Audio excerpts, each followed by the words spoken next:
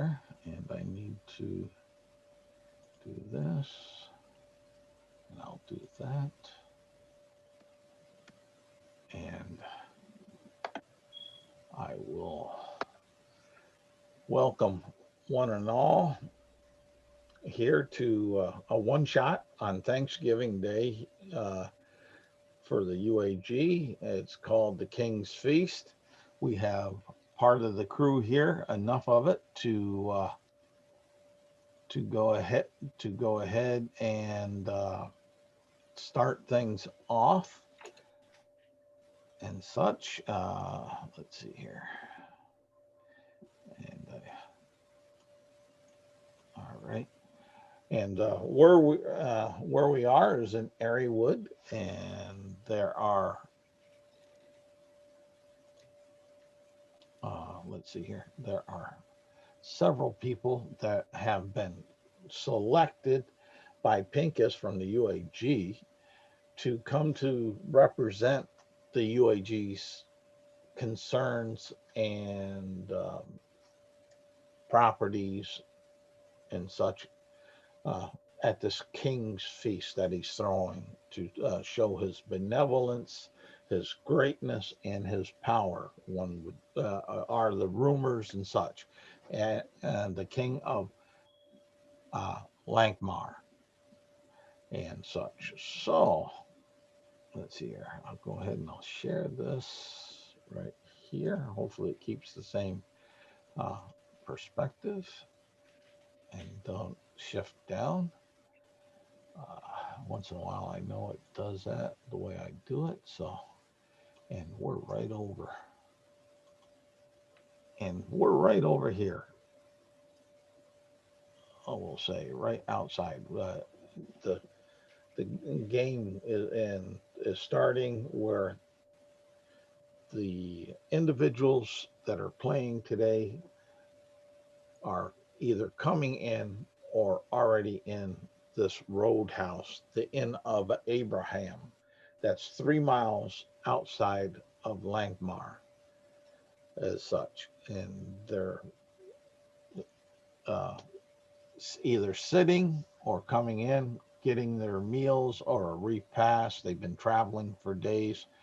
And what I'll do is I'll go from the bottom of my list over on my right hand side of characters.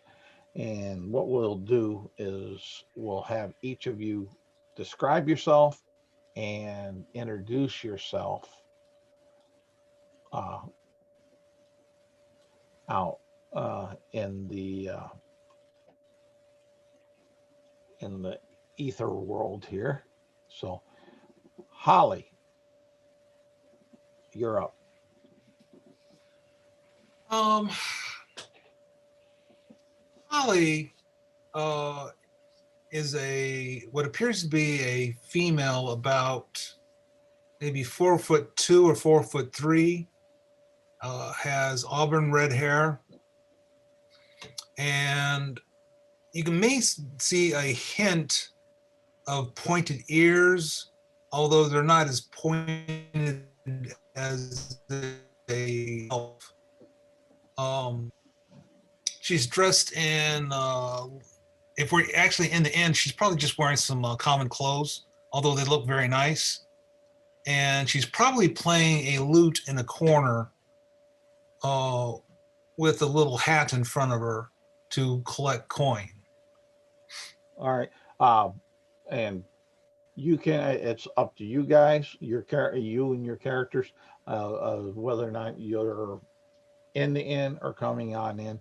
I left it that way for you all to make the choice and use your decisions as far as that. But okay, so that's Holly. Let's go up over to Nikor.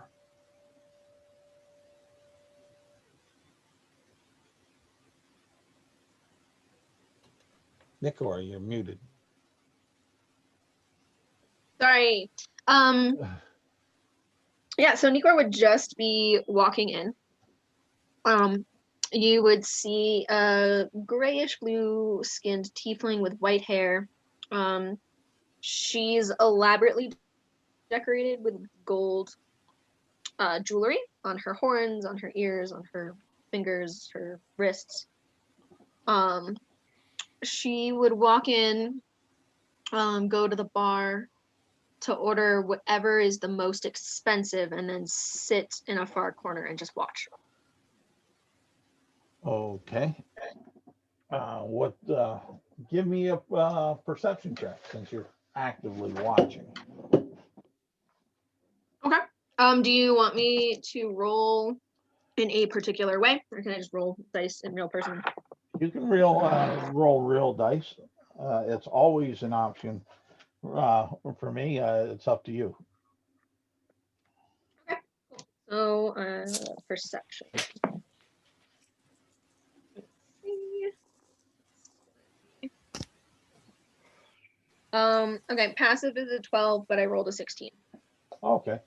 You will notice that there is, let's see, there's about 9 people that you notice right off in the room. And the room that you're in, this common room, is 25 foot square. It's lit with 4 large chandeliers hanging in the center of the room. Candles burn in the 4 booths and a round table in the southwest corner. And near the center of the room are 4 tables with 4 chairs at each. Beyond the table stands a bar with 6 stools. The south wall holds 4 booths with tall partitions that go to the ceiling. Each booth can hold up to 4 from your perception. And I'll say that's about what you pull over. And as far as the as your drink, they'll bring you what they'll call the King's Feast wine. Okay. And that will be 16 silver pieces for a glass of it. Okay.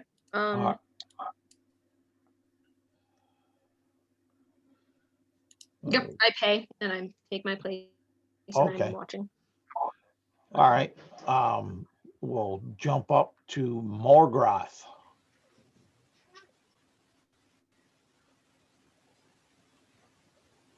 Morgoth, okay, you saw it. Morgoth is just coming in. He is a half-orc, fairly obviously a barbarian. He's got the classic barbarian pelts and a nice pauldron on one side. Not super huge. He's only 5'8", so probably about average for humans. Maybe a little bit short as far as other half-orcs are concerned. He has a glaive, but it's notably like the way he's carrying it would indicate that it's not able to be quickly drawn. It's definitely packed for travel and not for being able to respond immediately to a combat situation. All right. And then we'll jump up to Hellion.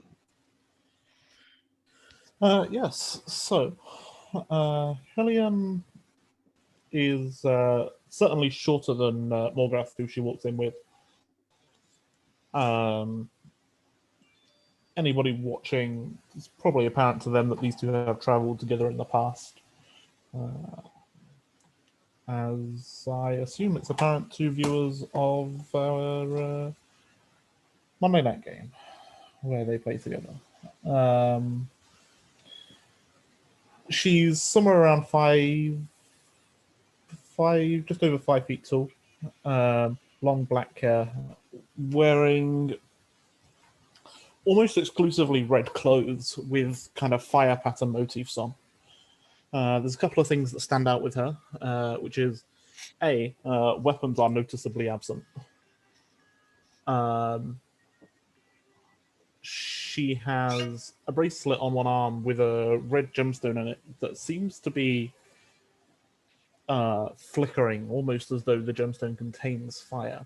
And on her shoulder sits as she comes through the door, you think you get a glimpse of some strange kind of rocky, fiery creature, but then you blink and it's actually just a small owl. Not quite sure what happened there. Alrighty. Teeny tiny little owl. Just An, sat on her shoulder. an elf owl, if I'm not Yes, mistaken. indeed. Yes. And then we'll jump up to Lord Palpatine. Or King. Indeed. Palpatine, yeah. So, Lord Palpatine. He is a gentleman, a lord, a noble man. Very sort of like he has sort of fluff, he has very short, wily white hair, sort of thing. And he looks quite elderly, quite old, but he wears a very sort of noble-ish attire, but he likes to wear sort of black clothing and like a little hood, and like but he's got his hood down right now, and he has a very friendly face and engaging eyes, and he's very charming, and like he's sitting at the table enjoying the wines and the food that are at the table, and like and that is what he is doing. And as I like to pass on a little Thanksgiving message to my American friends, if that's possible, Charles. Yeah, go ahead. All right. You have taken the land which is rightfully ours. Years from now, my people are forced to live in marble homes on rivers and hills. Your people will wear crocodiles and drink harsh bulls. We will sell our bracelets by the roadsides. You will play golf and enjoy warm hoards my people have paid and disasters. Your people have struck shift. The gods of my tribes have spoken. They have said, do not trust the pilgrims, especially the white man. Oh, whoa, whoa, whoa, whoa, whoa, whoa, whoa. Oh my goodness. I knew I should have probably said no, but there again. It is Thanksgiving, and we are in a thankful mood for playing. So, anyways, Lord Palpatine. There is no I had to be done. It had to be done. we can disagree on that, but there is no food and drink at the tables. You have to order it. You're not at the King's Feast yet. You're at a roadhouse that's about 3 miles outside of Lankmere, rather, as far as that. All right. And Okay. Then, Okay, so he will go up. I guess and he'll be at the bar then. Okay. And let's see here. He'll be at the bar, ordering a nice stout ale. Okay. And let's see here. Why not take it to that? And I'll bring this up, and you will now see the roadhouse, hopefully.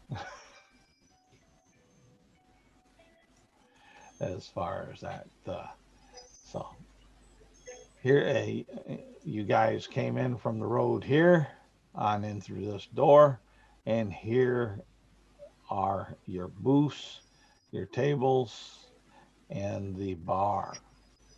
And I want to or I will. Let's see here. I want to change that. We'll get this. Yeah. Right. Come on now. Draw right here. And right here, we have a group of folks. And then right here, we have a group. And right here, we have a group. And if I'm not mistaken, Nicanor, you said you wanted the corner, correct? Yeah, she would just try to be as out of the way as possible and So- getting the best vantage point of the most Okay. people.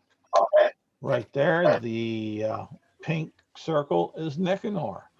And let's see here. We'll make this light purple. We'll say right there is Lord Palpatine being purple. And Holly, Pull me by the window by the staircase. window by the staircase. Oh, that's outside the room, in that common room. No. There's a door there. Yeah. Oh, I see. In the corner. Yeah. All right. Go down. Let's see here. Let me first get a color for you. Holly. That's a kind of a brightish color. We'll make her right here, the little light blue. Right there. How's that? Is that good for you, Holly? That was good enough. Well, where would you rather be? I can move you. In the corner, In. literally. Oh, okay. Well, come on now. Don't be contrary. I got a little, like I said, I got a little chair set up and a little hat in front of me. I'm singing for my supper. Yep. All right. So right there, UB. Yep. And Hellion and Morgrath. Let's see here. We'll find you an appropriate color. Oh, how about blood red? So just to check to make sure I understand, we are stopping here for the night, and then like tomorrow's travel will get us to the feast. You're stopping here for a while. You're only 3 miles out of the city. You've been traveling. We'll say it's a little past midday. Okay, so this is like a midday meal. Yeah. As far as context, boom, right there. Where would you guys prefer to be? Morgrath is heading. Looks like if there's a table near the bar that is unoccupied, that's where Morgrath is headed to, so we can start ordering some food. Oh, okay. So Yeah, Hellion's not super fast. She likes to be the center of attention, so the bar seemed like as good a place as any for people to be able to see her. okay. Be right back, guys. Yep, no problem. And I'll do this. So you want to be at the bar, right, Hellion? If that's where Morgrath's headed, Hellion wouldn't object to it. Well, he is at the table right there with the blood with the All right, maroon. yeah, she'll sit with him. That's Okay, fine. good. I'll use the same one. Yeah, that's not a problem. Like, my assumption here is that they've been traveling to this place together, so... Yep, no problem. That's what I was thinking, but So, you guys are in there. You hear Holly playing a song for drink and food. We have Lord Palpatine actually sitting beneath himself, sitting at the bar, looking to order food and drink. You have 4 groups, 3 groups that are in there. actually, with the round circles, one in the booth, one at a larger corner table, and one at the table next to Morgrath and Hellion. So you have drinks and food coming. You hear buzzing, talking about how great this King's Feast ought to be.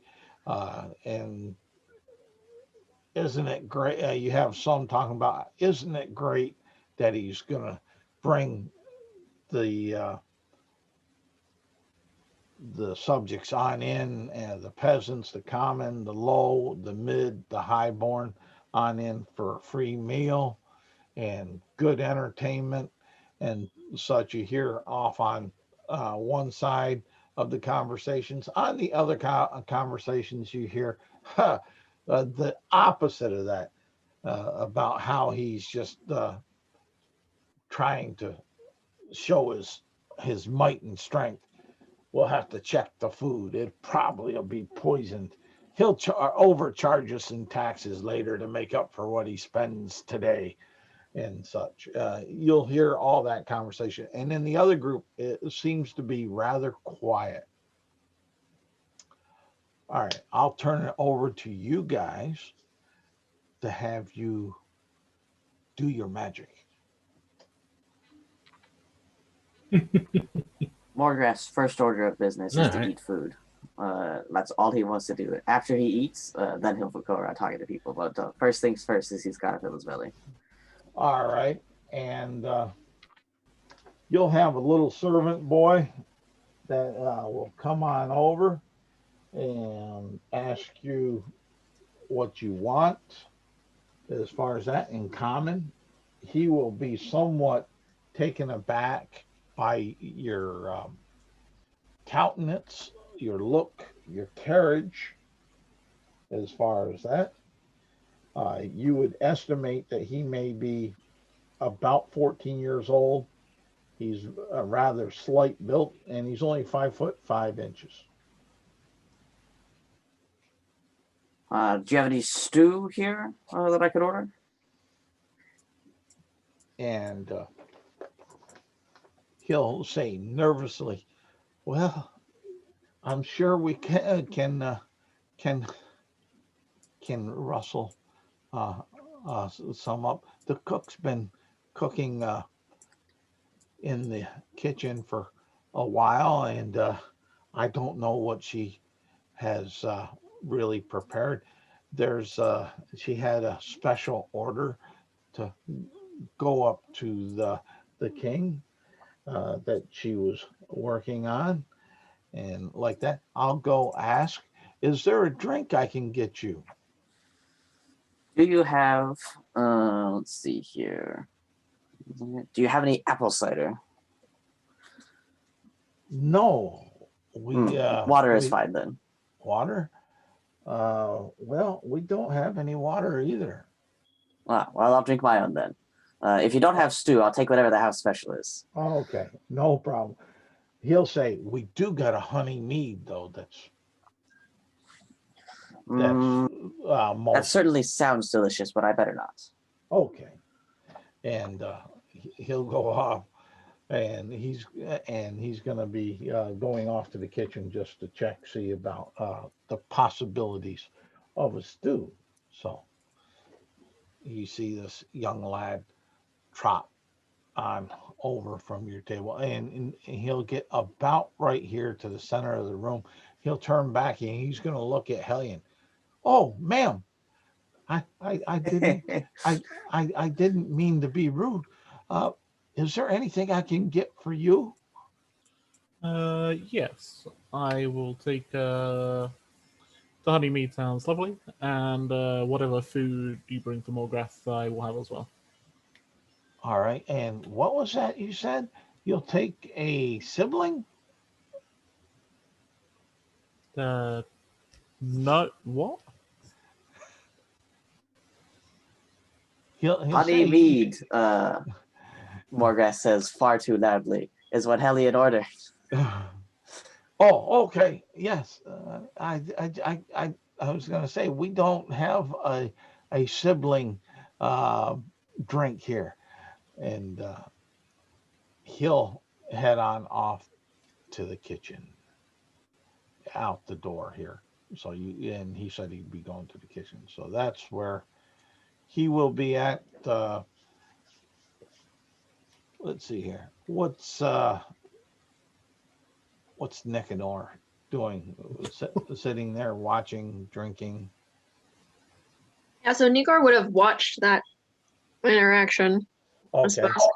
Um, and um, if you guys look over, you would see that she's sitting with her legs crossed, and she has like knee-high boots on, and there's like a rag like buffing her boots, but you can't see anything. It's just like magically happening. Oh, nice touch. And she's perusing the room. All right. Um, we'll get this out of the way. Lord Palatine, what are you doing? Lord Palpatine will. He's at the bar right now. Yes. And he's in his very fancy sort of black sort of suit with his sort of, like his wily white hair, middle-aged guy, and like he sits at the bar, and he sort of like looks over to the bartender, and beckons. He says, "You there, bartender? I wish to have a drink."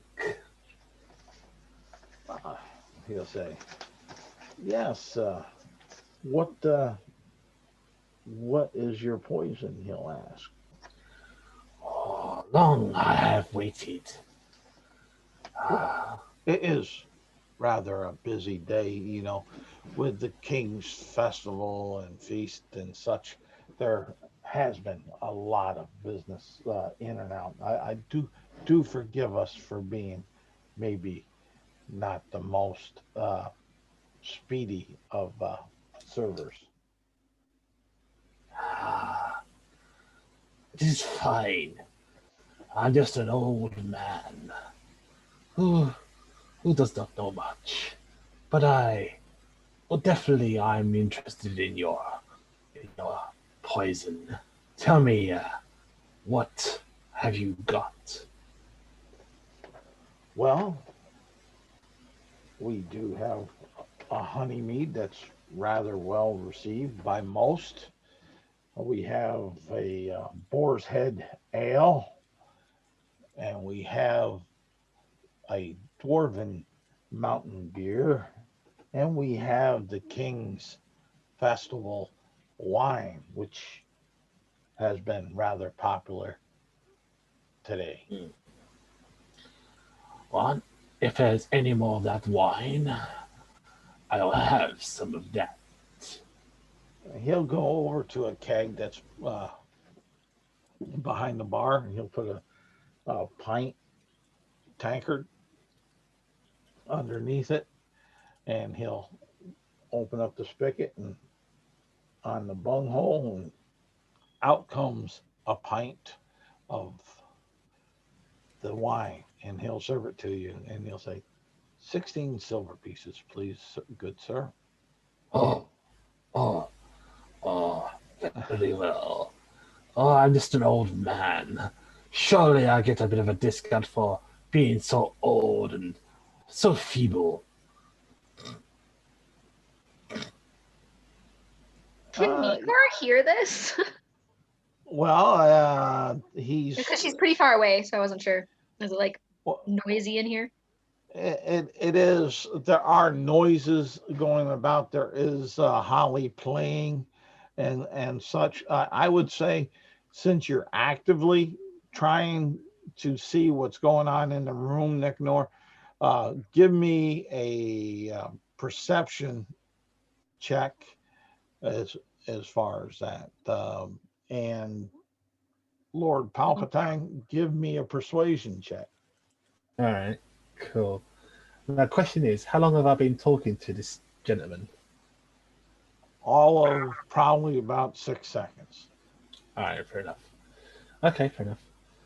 All right. I only got a 6 on perception. Then you don't really hear, you don't pick it out from the general. A 19. A 19. Okay, and let me see here. I'll do it here. Come on.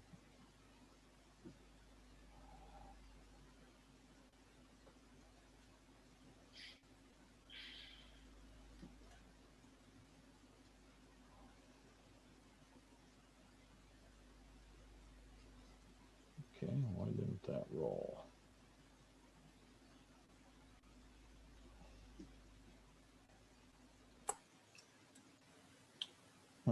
Maybe I gotta refresh it on that. So, oh well, I will see. Let me see if I can do it a different route to.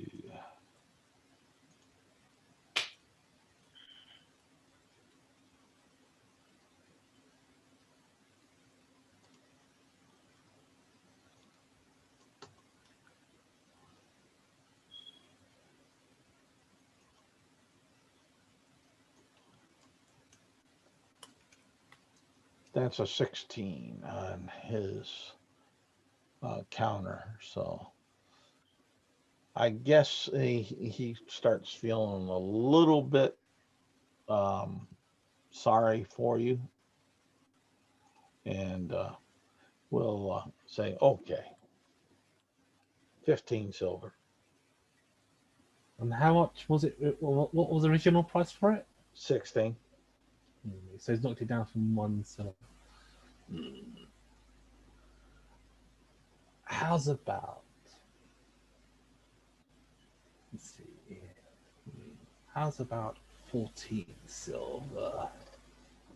Nah, I gotta make a profit here. It's bad enough I'm taking a loss giving it to you for 15, but it is a special day. All right, fair enough, my dear friend. He sort of like his hand shivers and quivers, like Yeah. as because he's very old and quite feeble, and his his cold fingers go into his purse and pulls out 1 silver coin at a time, and plonks it on the table, goes 1, 2, like that. Okay. And when you get up to 15, he'll scoop it up quickly. Mm-hmm. As far as that, Holly, Yes. you're playing over there. Give me a performance check. All righty. Just plug it in, turn it on, and start Earth. Last week I just put out a video talking about a potential. Let's see here. Go there, go there, go there, and where's performance?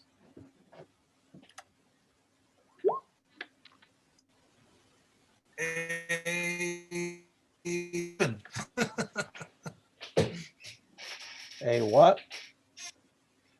A 7, so sort of medium. All right. You're getting, you will definitely notice you're getting a sour look from the bartender. Like, you might drive out our customer type look. I wish you could play something better. Kind of look as far as all that. I'm going to cast Prestidigitation, put some dancing lights around myself, and change to a more upbeat tune. Okay. Give me another roll and do advantage with it.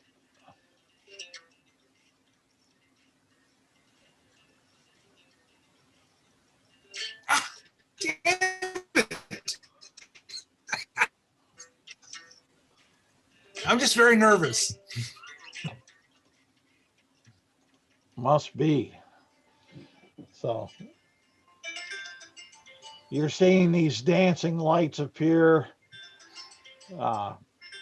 Nicanor and Morgrath and the rest that are there. The only one that might not is Lord Palpatine, since his back is towards Holly, as far as that. So, and so that's what's going on there. And what are your passive perceptions? 10. Got a 12. Okay, no good, no good. My passive is, let me see. My passive is 11. No good. 14 here. No good. 12. What? 12, no good. Oh man. So it's just too much over general noise going on in and about. For Morgrath and Hellion, the young serving boy comes on back in through, and he has a two bowls that he lays down in front of you, and said, "This is the best that she would go ahead and give me. It's kind of in between a." She said it's kind of in between a soup and a stew. She said it's kind of a thick soup. She reboiled it from last night's fare. It's a venison uh, soup that she had there. Um, and he'll say,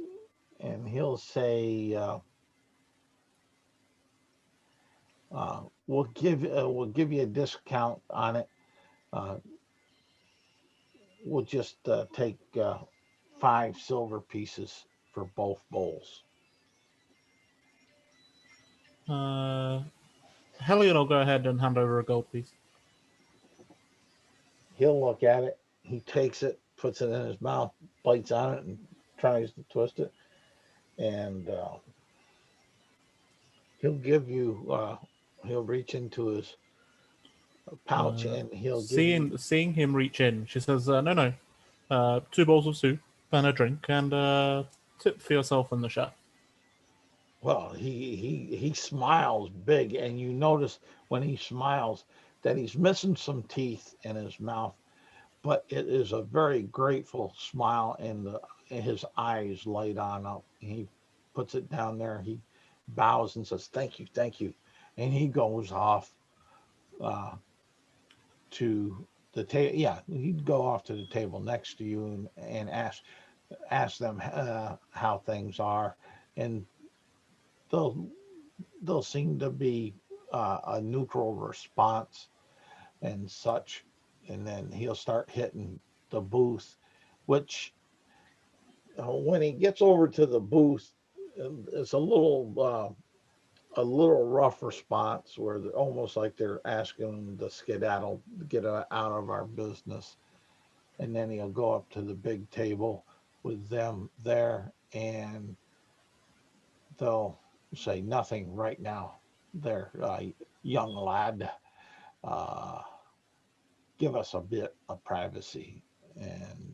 And all of you will hear and notice that, especially Nicanor, since she's been somewhat watching out that way, definitely see that, and she would hear that, hear and kind of see him head towards off this way from the booth where she's at, from the vantage point she's trying to have. And so he'll leave and go on back over here to Lord Palpatine and ask, "Is there anything I can get you?" Oh, oh, oh, no, oh, you startled me, my friend. Oh, my heart. Oh, you have to watch you have to be careful when you jump on me like that. My age, I'm not as young of a sprite as I used to be. Whoa, I'm just, I'm just enjoying this wine. But if you have any good soft meat, I'd be, I'd be lovely to purchase that. All right, he'll go. He'll leave and go to the kitchen, and or off through the door, which is be to the kitchen and such. And there's your meals and your drinks that you got them. And if you want to, just let me know, and you can take a perception check to see if you hear anything that may arose from that. Okay. All right. After he grabs his, he'll grab like his plate, and grab his uh, drink, and sort of very, very slowly shuffle with a bit of a limp, like quite elderly gentleman, like oh, walking towards the table, type thing, and looking around. All right, so that'll be a perception check, yeah.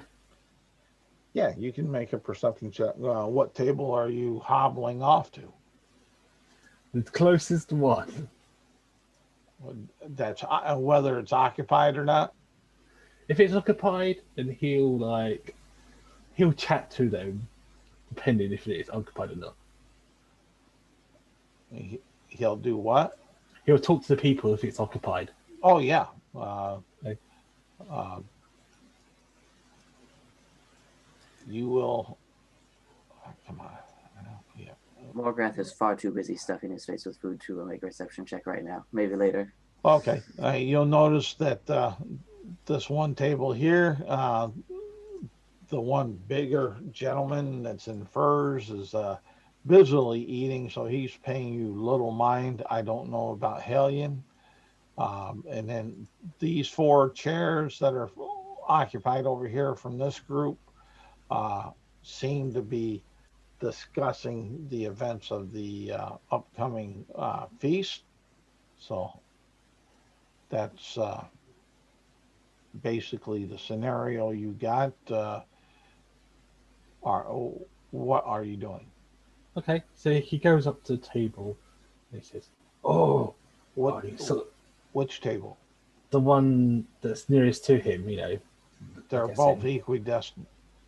Um, does one of them? Do both of them look full? Uh, the one off to your left is full. The other one with the gentleman in uh, furs busily eating has two chairs open. Okay, I speak to the man in furs and say, "Oh, young man, oh, you have plenty of space here. Would you mind an old gentleman like myself uh, take a seat and eat his meal?" He kind of looks at you and just kind of shrugs, his mouth still full, and he's adding more food as he swallows and just kind of gestures at a chair. "Oh, thank you, young man. Oh, you're so kind." Mm. He puts his hands quiver and shake as he puts the plate onto the table, and he slowly puts his drink onto the table and pulls out the chair very slowly, making the scraping noise across the floor because he hasn't, he's got very weak strength. So you hear this grinding and moaning of the wooden chair getting scraped across the hard floor, and he sits down and pushes his chair in, and he starts eating very slowly. All right. As you're doing that, the serving boy comes on back, and he starts heading on up to the bar, and then he notices you, and he comes by with this uh, bowl of chopped meat and lays it in front of you. Oh, Oh, thank you, young man. Oh, you are so kind. And he shakes his hand and quivers again and goes into his little purse and pulls out a copper piece and puts it on the table and pushes it towards him. He says, "Here you go, young man. A nice copper piece for a little tip for you." He'll go ahead and he'll pick it on up and he'll walk away and he'll be mumbling cheapskate. And he's going to go on down here over to Holly and says, "It's a rough night around this place or day, ain't it there? Never seen the likes of you." And he's going to drop that copper piece in your hat. "What's your name?" He'll say. Oh, Can I my, get can I get you something to eat or drink? yes, I've been singing for a while. It'd probably be a good. I'm not used to singing around people so much. Uh, yes, let's go to the bar and I will eat something and drink something, whatever you have. I'm not too particular. All right. And he'll say, "I'll meet you up at the bar." And let's get you moved up over there. On the left corner of the bar, close to that round table. All right. Uh, Come on. There you go. Perfect. And right there. And then from over here, he'll go over to Nicanor. "Do you need a refill, ma'am? Are you comfortable? Is there anything else I can do for you?"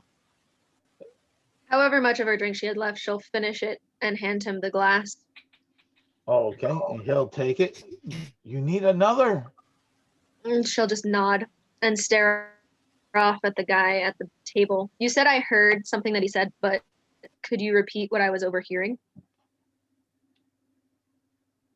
Uh, which table?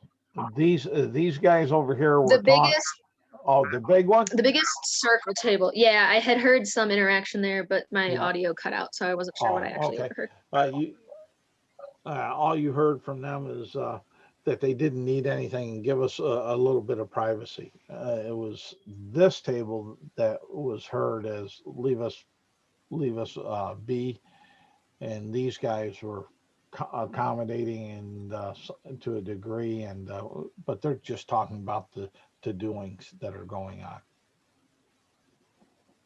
Okay, so after Nikor makes it clear that she wants another drink, she will also wander towards, like, between the table that a couple party members are at and the edge of the bar, almost as if she's like impatiently waiting to be served, but she's really just trying to get a closer All right. area to overhear what's being discussed at the tables that ask for privacy. So you're talking over Yeah.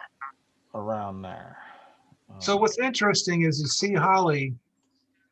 She lights a little piece of incense, and as the smoke curls up, she mumbles something and waves her hand, and the smoke becomes like a man and a woman dancing. Yeah, I'll leave it at that. Something that Nico probably does over here, and I guess Lord Palpatine hears it as he's just sat down next to her, is Helion appears to be talking to this owl in a language I guess actually some of you might. She's talking to the owl in Ignam. Okay. Even if you don't know what the language is, I suspect you're aware that owls don't normally speak that language. Fair. You'd have to have a pretty low intelligence score to go, yeah, that seems normal. Right. Alrighty. There we go on that. And you guys, while sitting here, will note. Roll me. Let's see here. One out of this group of 1, 2, 3, 4, 5. I need one of you and only one of you to roll me a d12. I'll let somebody else do it.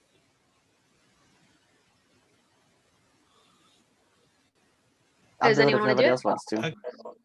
I nominate you. Arthur, go ahead. All right, which number is the bad number? I'll roll that one.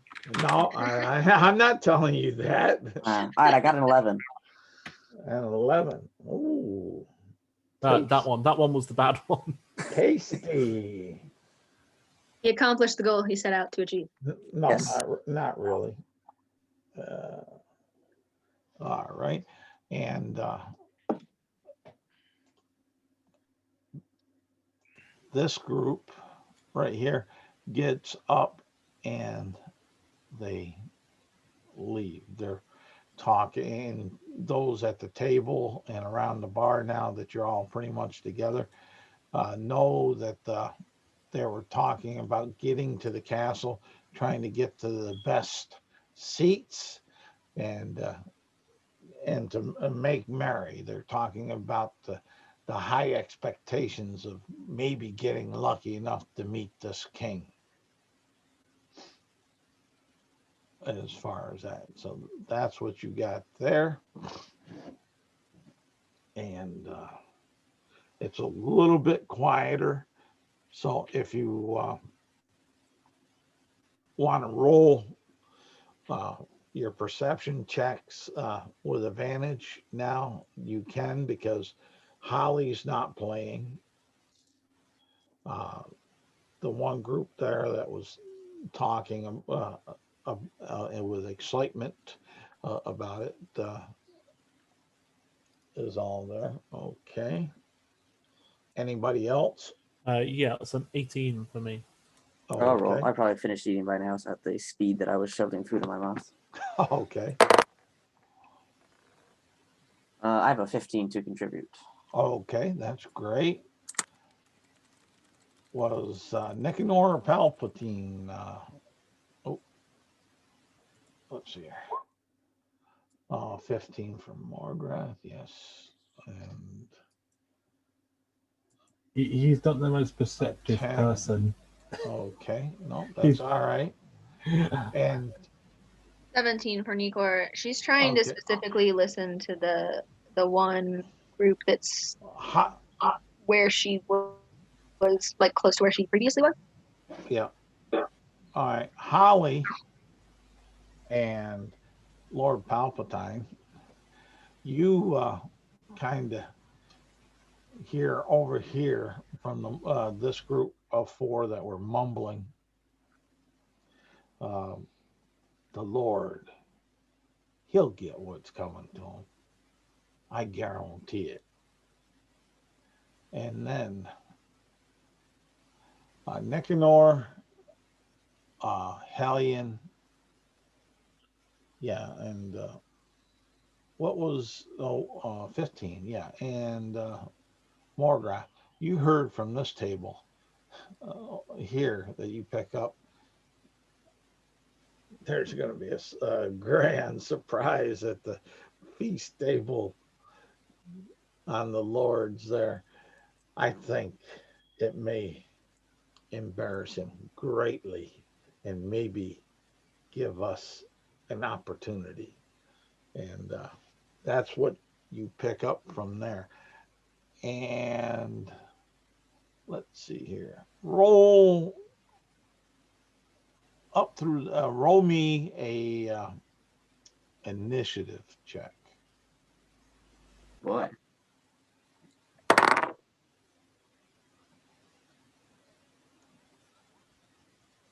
Eight. Okay. 14, 15.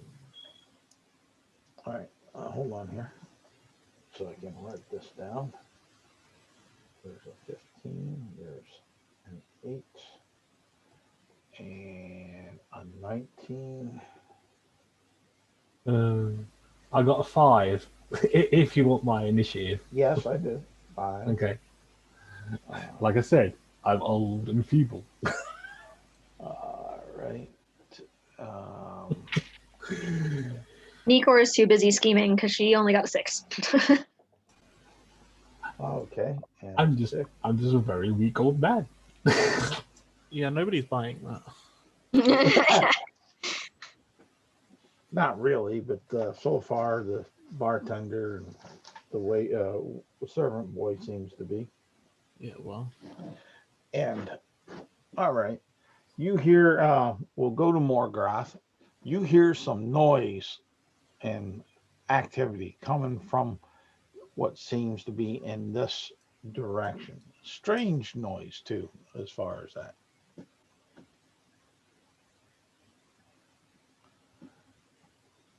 Well, I have just finished eating. The room has emptied out a decent amount.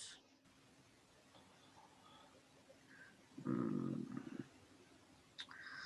Hey, Hellion, do you hear that? Sounds odd. What is so when you say it sounds strange, what does it sound like? It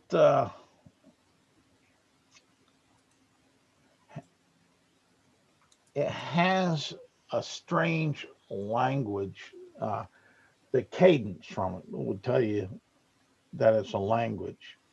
Um, and the noise sounds like a fight or someone or something that's running and saying something, and then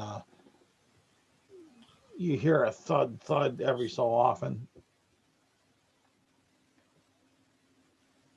Ah, Hellion, it sounds like somebody's in trouble. So saying, Morgrath takes off in that direction. All right. great. I don't know how you consistently manage to find trouble, but you do, so let's go. All It's right. a talent. It's something. All right, Hellion. Yeah. You were up next in order, so that's what you're. Is there something you want to add to that? Yeah, I will get up and follow him, and as I do so, the little owl that she's been talking to Yeah. turns invisible. All right. I say Yeah. turns invisible. That's not accurate. It disappears, Yeah. and nobody has any idea. I don't know what you're talking about. Yeah. Owls can't turn invisible. All right. And then after that, through this door, you'll see these two uh, birds come through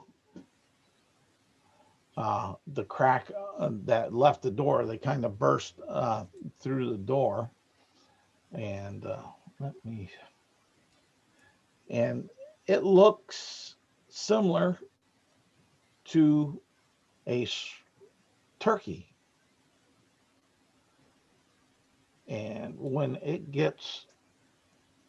comes on through, it comes on through here. One will go ahead and try to attack Morgrath, and one will try to attack Hellion. Um, let's see here. I'm being attacked by a turkey.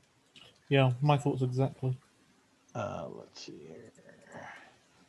And I don't think they get. I'll drop that down here. I want to double check this monster. Uh, do they get a modifier? Yeah. Okay, they do. All right.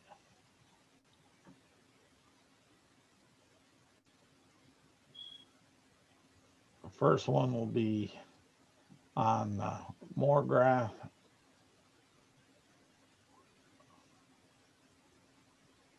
Does a 17 hit your AC, Morgrath? It does. All right. And then the second one for does a 23 hit yours, Hellion? Yep. All right. And what happens is as they're running up there, they see you and they go ahead and the one pecks pecks you for 4 points of damage, Morgrath, and the other one pecks you for 4 points of damage, uh, Hellion. Great. I need it to make a dexterity saving throw. Okay. Let's see here. What's it making a dex save for? Or against, I should say, not for. Against Hellish Rebuke. Okay. It's making it because Hellion objects to being attacked. No, that's yeah, I figured that, but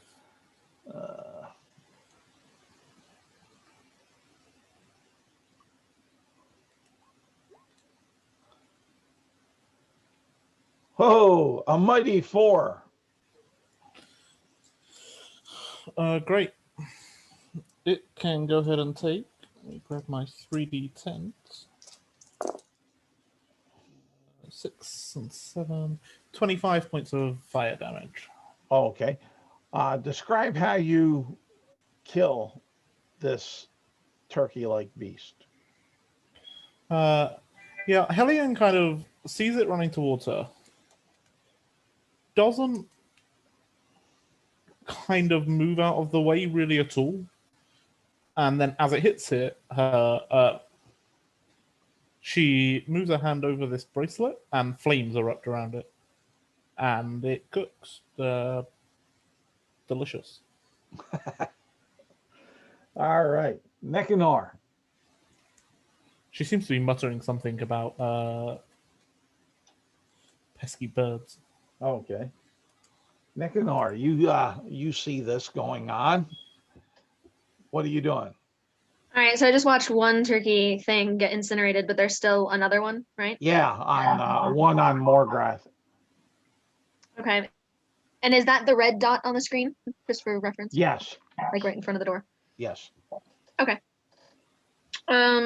She's going to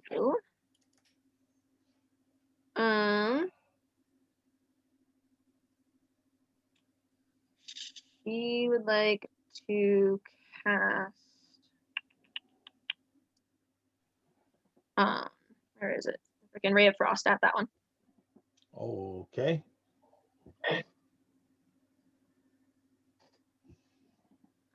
So my attack would be 19.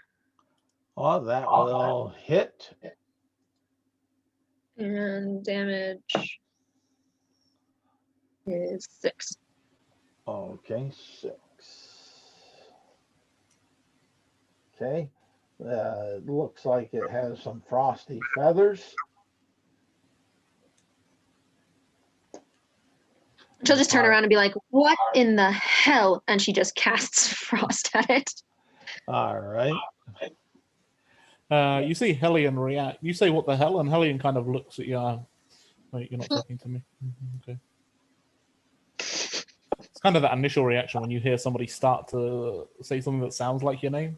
And she's like, "Oh, sure." Let's see here. Did I think I missed somebody. No, I haven't had my turn yet. I know. I'm going back to double check. Okay. Go ahead, Holly. So Holly turns around and sees this very. Are they bigger than normal turkeys, or they look about the same size? They look about similar size. This is a small beast size, you would say, but that's about the size of a healthy looking goblin or goblin or gobbler. I will say, man, that turkey, it looks eviscerated. It's too thin, really, to be a turkey. Vicious mockery. All right.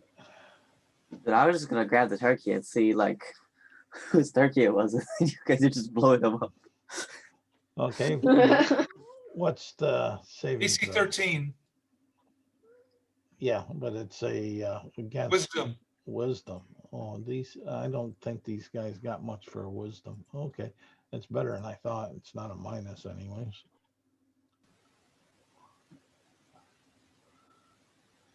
Beep.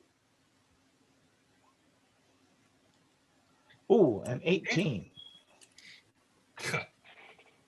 Well, It kind of just looks around and looks kind of your direction and squinches its eyes like it's concentrating on something. Good. That it? Yeah, I'm done. All right, Nicanor. I already got because I jumped. Lord Palpatine. Palpatine. Yes. Palpatine. Yes. Palpatine. Yes. So he looks to see what all the commotion is. He says, "Keep it down, you young whippersnappers. I'm trying to eat my meal." He's gonna get it next. All right, that's all you're doing. No.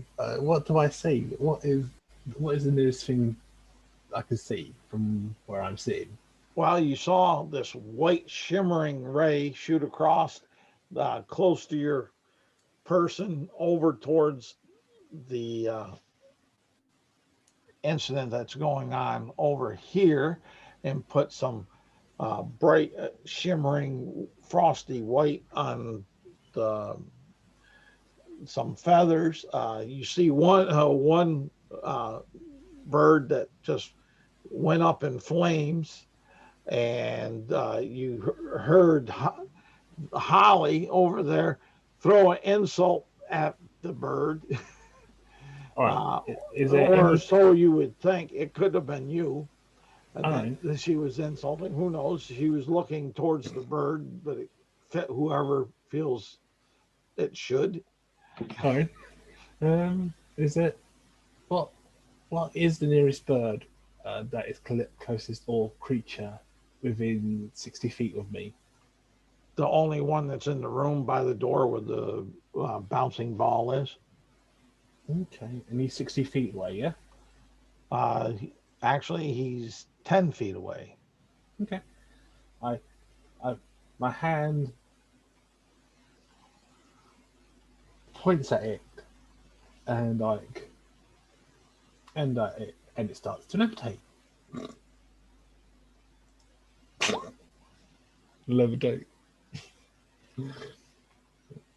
If it's more than 500 pounds, I can't lift it up. But if it's under 500 pounds, I get to levitate it, and it basically Well, goes hold up. on. Let me make it save and throw. Does it get a save? Yep, it's unwilling. And that's 15. And let's check the Constitution if there's a modifier. Nope. So what's your spell? 16. All right. So it starts levitating. Yep. And it goes like how high? And that goes 20 feet in a direction of my choice. Yeah. Yeah, you can. Okay. I'll fling it. No. You're bringing it up in this action. Okay, I'll bring it up in this action then. Yep. Okay. As far as that, Morgrath, you see this bird that pecked you start get frosty feathers and is rising up in front of you slowly. Now we have a levitating turkey. Great. I'm gonna kind of look past it and kind of see if I can see where it's coming from. I was like, "Oh, hey, whose turkey is this? It's attacking people." And from out through the door steps the cook. And she'll say, "That's my bird. What happened to this one? It's nothing but ash. You ruined it." That was a side effect of showing hostile intent to Hellion. "Give me my bird." I shall attempt to. One moment. And then I will try to grapple the levitating turkey in front of me so that I may retrieve it for the cook. Okay.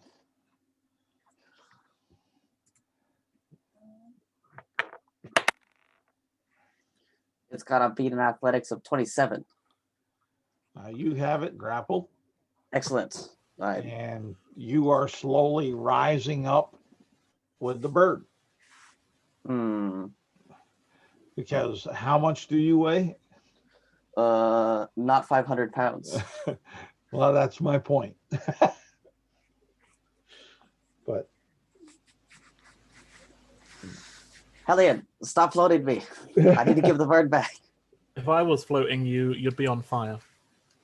An Alright. excellent point. all Whoever's right, floated me, I got the bird. I need to give it back. and Hellion, you're next. Yeah, I mean, everything seems to be under control here. Just gonna sit down and take a drink. All right.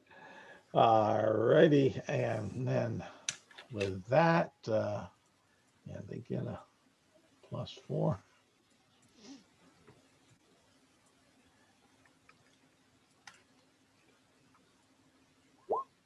The bird will go ahead and try to peck at Morgrath. Does an 11 break your AC? It does not. It misses me. All right. And it's just squawking and tussling in your arms. Holly. So Holly sees this barbarian grab the bird. The bird's sort of floating. The bird's still trying to peck him. Yep. So she says, "Why did the turkey cross the road? Because he's really a chicken." Oh my God. Vicious mockery. All And right. presumably the character takes psychic damage as well for telling really bad jokes. I liked it. I thought it was good. Yeah, that doesn't surprise me at all, Arthur.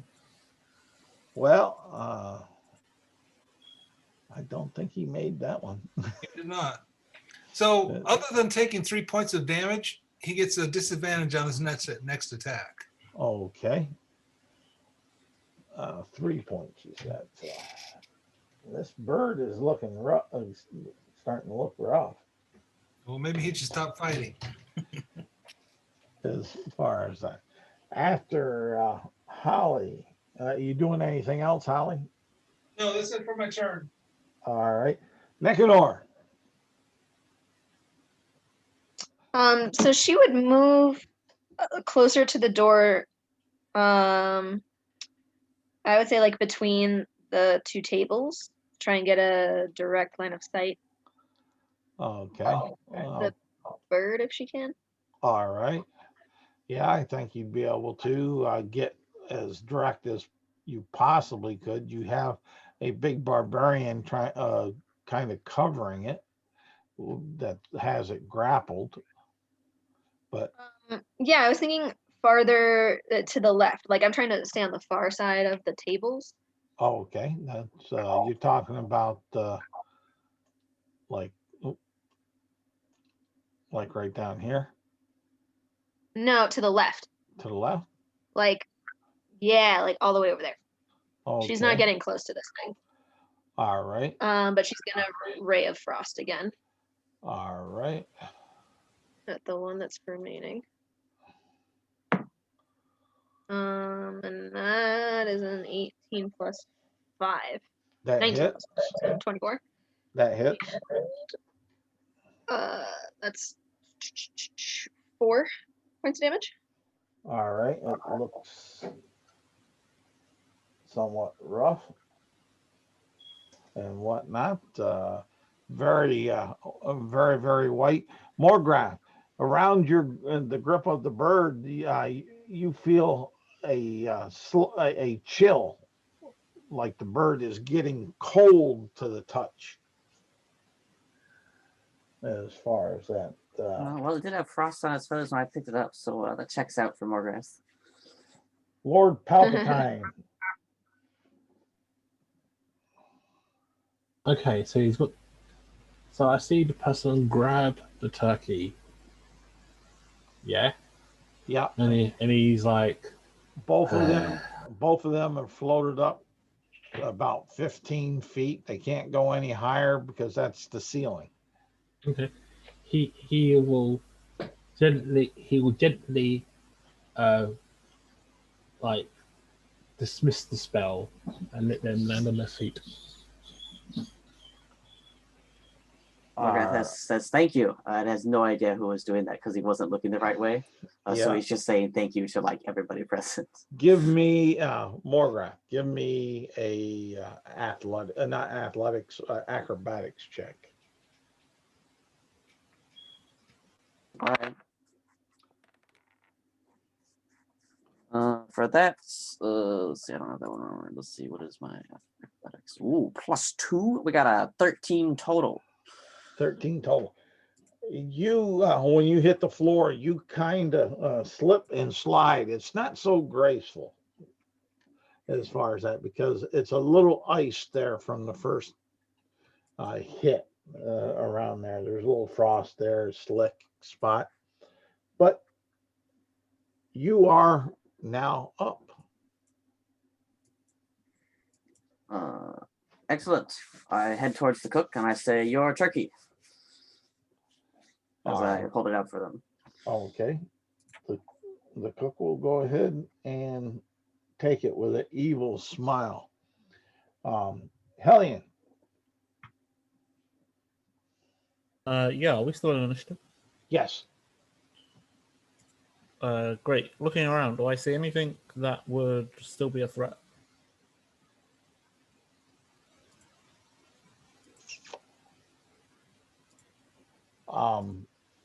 Give me a perception check. Or perception or investigation, because both could fit. Sure.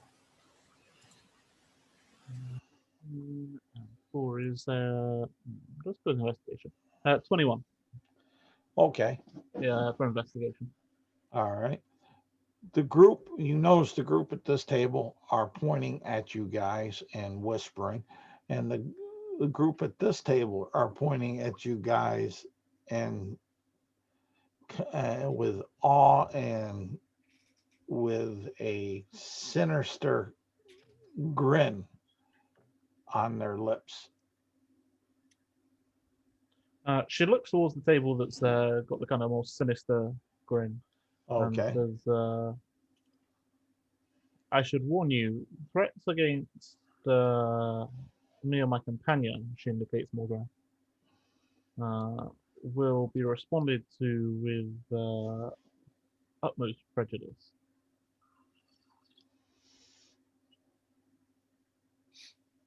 Right. And she's going to go ahead and ready an action to cast Eldritch Blast. Should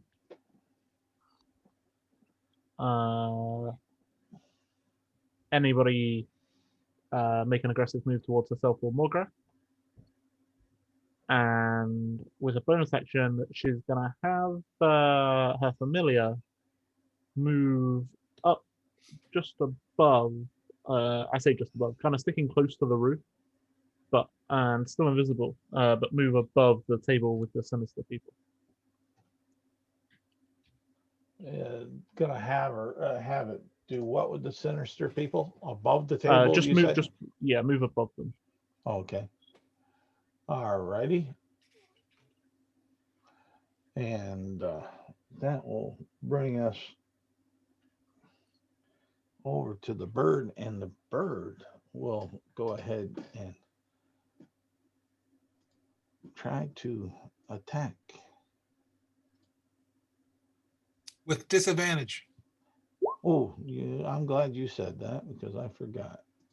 Wait, why does the bird have disadvantage? Because vicious mockery.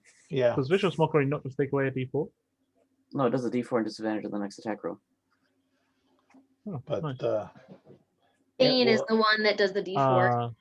Yeah, that's the one. But it will hit the cook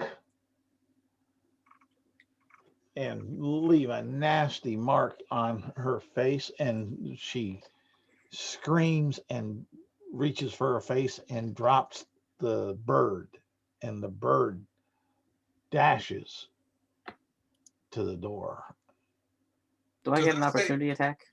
That's a attack and a dash. Yes, Okay. it's an Okay. Got a attack. ninja bird. Well, I believe that is one of its properties, if I'm not mistaken. No, I'm just joking around. No, yeah, it is. Well, I misread it. No, it just moves. It does. It's dropped and it moves, not dash. So it's still 5, 10, and the door is shut, so it can't get out. But it moved it 15 feet to the door, around the table, and such. Ready? Can I take an attack of opportunity on it? Yes, you can. All right, I'm just gonna punch it. See if I snap his neck. We got a 16 to hit. Yes, that will hit. 6 What? points of damage. Describe your kill. I just land a punch, just kind of right on the. It's probably less of a punch and more of a grab twist to snap the neck. Okay. And we're out of initiative. And the cook will say, "There, you nasty bird. You got what you got coming to you." She was going to get what you got coming to her one way or the other. Says the bard. Justice has been served. The bird has been downed.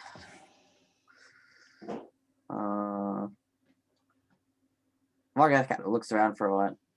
And he says, Hellion, did you get the other guys? They said there was good seats if you get there earlier. We should head out, see if we get there early for good seats. And when you're saying that, these guys, because of what was said, they seem to get up and move on out of the door. Hellion, are you doing anything? No, they're not making Oh. any aggressive move. Oh, okay. Not at the moment. They don't appear to be, anyways. I mean, they're welcome to try. Well, you might feel that way.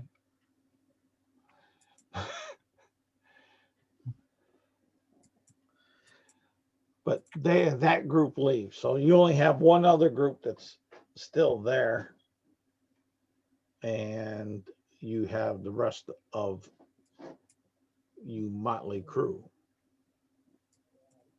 Well, I'm just finishing my drink, and then we'll head out. All right. It's rather good. It would be a shame to waste it.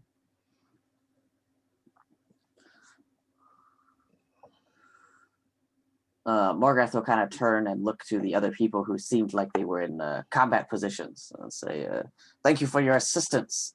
That was a mean turkey.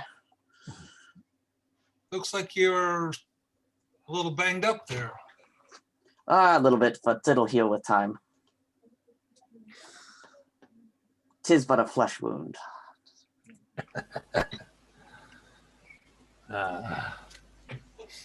Indeed. Are you guys going to the King's Feast? Yes, we're headed to the feast after this, as soon as Hellion's ready to go. And you? Yes, I'm going to the King's Feast.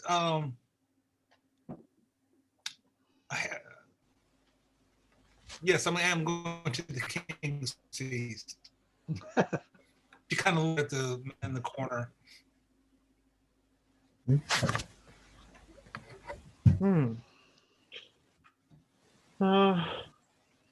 She seems a little nervous.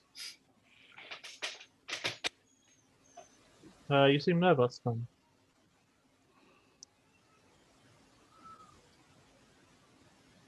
Is everything okay?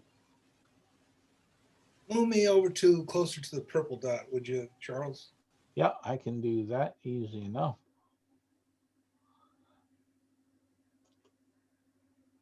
Nikor's back. Good. Right there? Yeah, that'd be fine. Okay.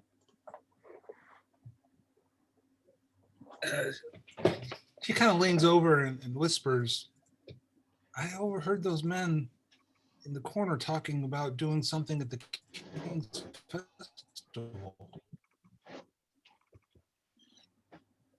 Great. Sounds like none of my business. Although I suspect we're going to end up involved, aren't we, Morgan? Involved in what? Whatever it is that those men are involved in. Hero work. Well, if there's a problem, I'll do my best to solve it. But it sounded like they were going to the feast just like we are, so we are doing the same thing. Yeah, but our friend here overheard that they were planning something. Well, I'm planning something too, to eat a lot of the food. Oh, I mean, I think they're going to try and hurt the king. Oh. Is the king a good guy? Does he deserve it?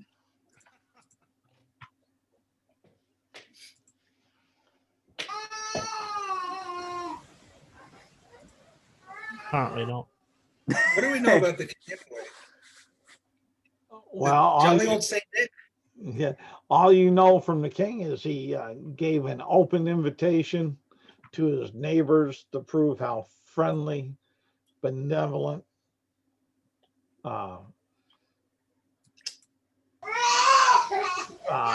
fair, but yet powerful he would be or is.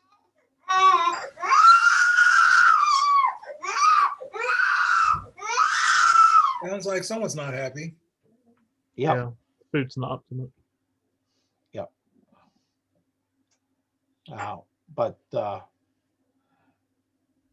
that's all you know. This is actually would be your first meeting, and there again, Pincus, you were representing. All you guys were representing the UAG, but nobody has met him before. Met who? The king. Oh. So the knowledge that you have is somewhat limited due to rumor, tale, innuendo, and such. You heard the one table talk about how great. You heard the other table that seemed to have a less than positive outlook on them. And you heard the third table that seemed to be a rebellious table. Is that rebellious table still here, or Yes. are they gone? No, they're still here.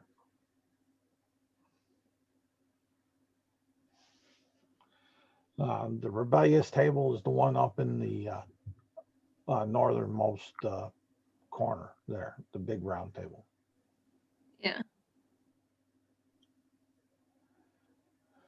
Well, I say we just go to the feast and see what's there. And eat some food. And then maybe do something else. Mind if I tag along with you, big strong gentleman? No, of course not. You can travel with us if you feel like it. He means you, right? Because the last person that called me a big, strong gentleman got incinerated. She was speaking the Morgrath mostly. Yeah, so was Elliot. Yes, they were speaking to me. There is no need to fry this person either. Nikor wants to approach the round table in the back corner. Okay. Let's see here. Nicor, you're there. You approach the round table. What's up? They'll say, is there something we can do for you? Female? And she'll respond, I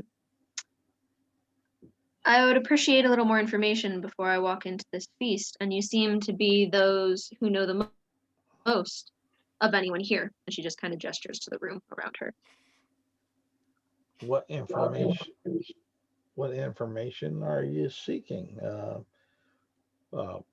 We have some information, but there again, information and at times can be pricey.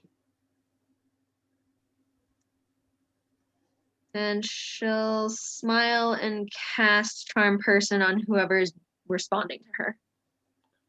Okay. Alrighty. That's a wisdom save. Yeah. 13 is my DC. Let's see here.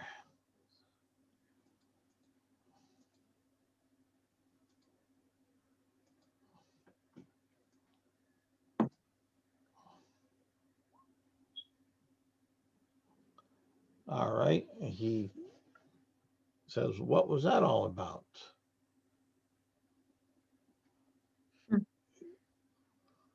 She'll smile and say, I don't have the money to pay for information, but I believe that you are holding things back that could be relevant to my colleagues and I. Like, like what do you think would be relevant to you and your colleagues? And why would you think we would have that information?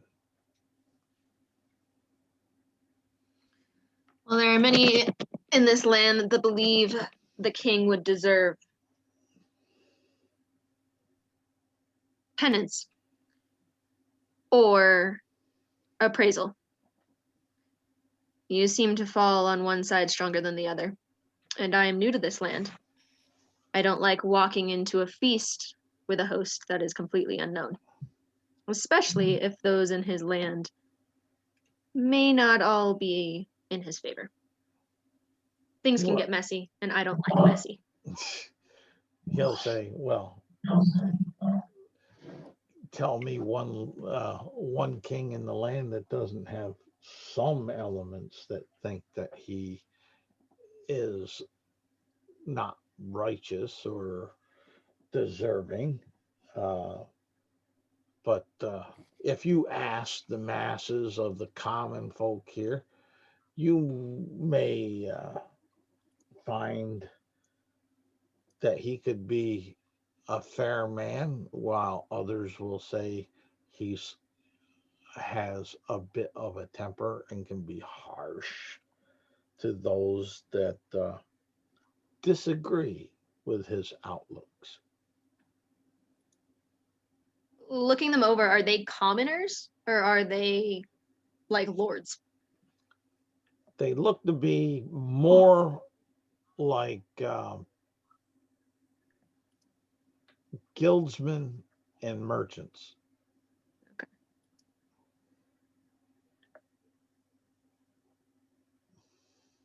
Okay. Then Nikor would just respond, I can't suggest a single king who all are in favor of. But I suspect that there may be plans for this feast that go beyond celebrating. And she'll walk back over towards the party members. Okay. She was talking to them. Morgan kind of whispered to Hellion, "Wait, are we her colleagues that she's talking about?" Yeah, I think so. I mean, she hasn't spoken to us and we haven't spoken to her, but I think that's what she's getting at. Yeah. Ah. We haven't met her before, right? I don't remember this person. No. Yeah, so she'll approach. Who are the purple and teal dots right now on the map? The teal one is Holly. The purple one is Lord Palpatine. And the maroon one is Morgrath and Hellion. Okay. I'm walking up to Holly because that's the person who was performing earlier, right? The bard. Yes. So she'll walk up to Holly and like offer her hand and introduce herself. I'm Nikor. I'm also attending the feast. You were impressive earlier. I would love to accompany you in the travel.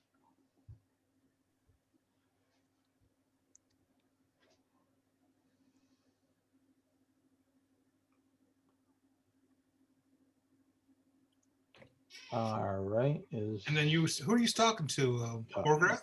No, Holly. Holly. You find me impressive? Why? Well, thank you.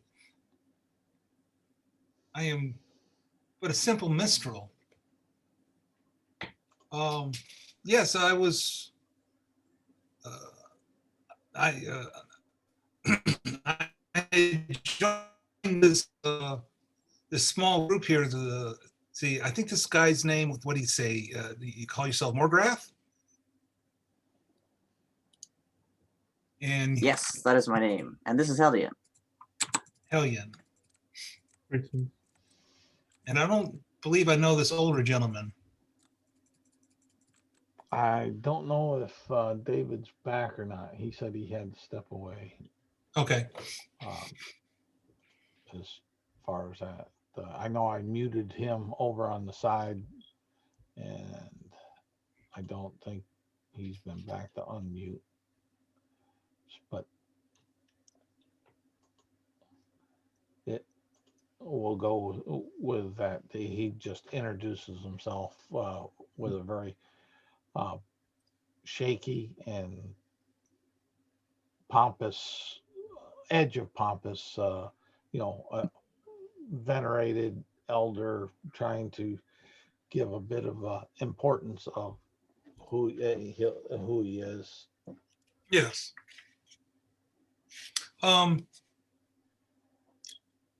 And your name was, let's see here, Candy? Nikor? Are you talking to Nikor? Yeah, Nikor. Yeah. Her name's Nikor. Okay. Well met.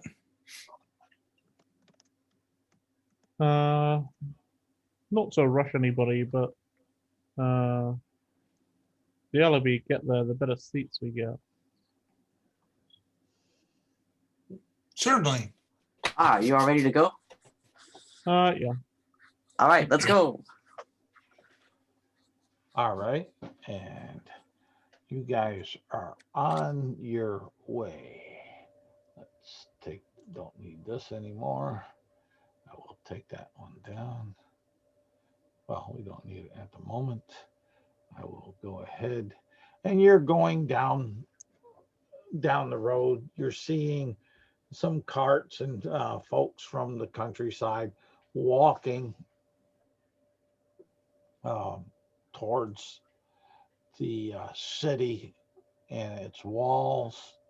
Uh, they seem to be, some seem to be carrying some gifts. Others seem to be talking excitedly about the fancy foods and all the acrobats and such uh, that they hope to see at this feast and festival. And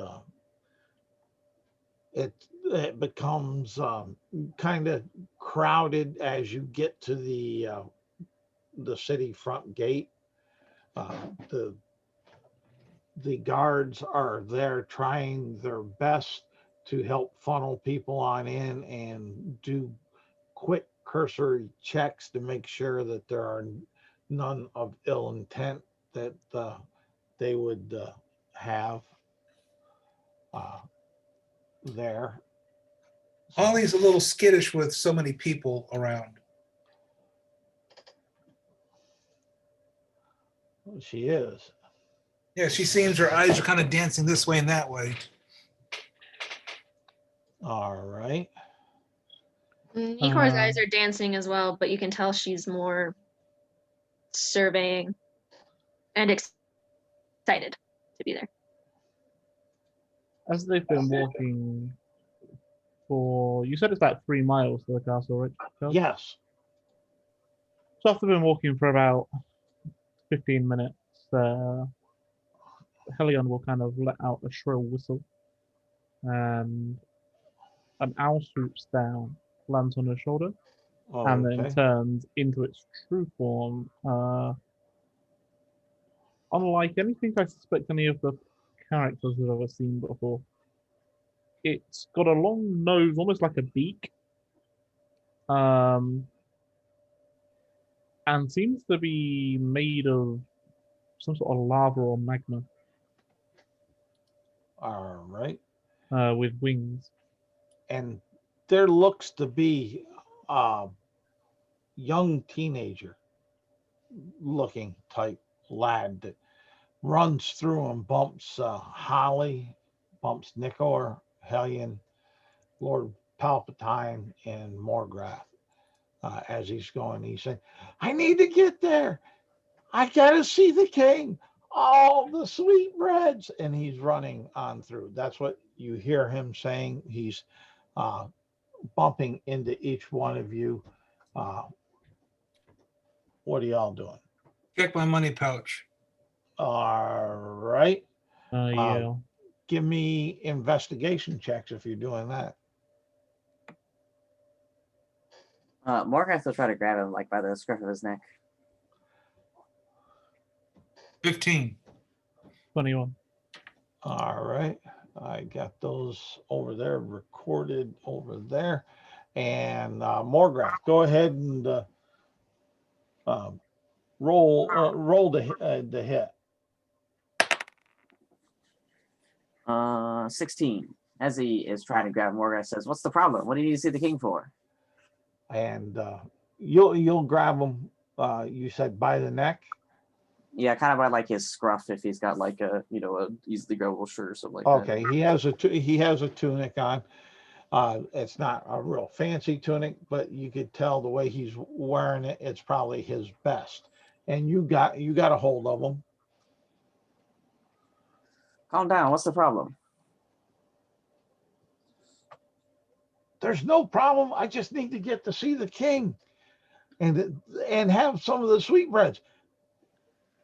The quicker you get there, the better the seats, and the sooner I can have drink and sweetbreads and all the Sweetbreads, you fine say? things. Yes. All right. Well, point the way. I put him on my shoulders and start running. Well, What he's about fairly good size. Investigation. Say what, Holly? What about the investigation checks that we did? Okay. You notice that all your coin is there. Very well. He's innocent. Innocent of what? He'll say.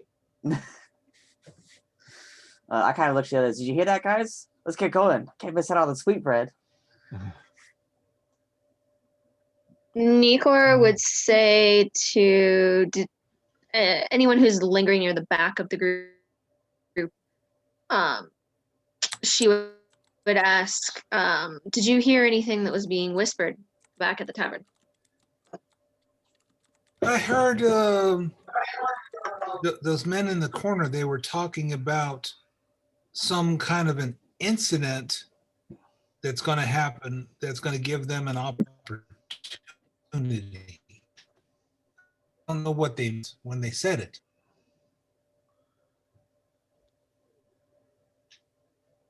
Nikor nods and says, I got the feeling they want the king to get what he deserves, but I'm not sure what that may be.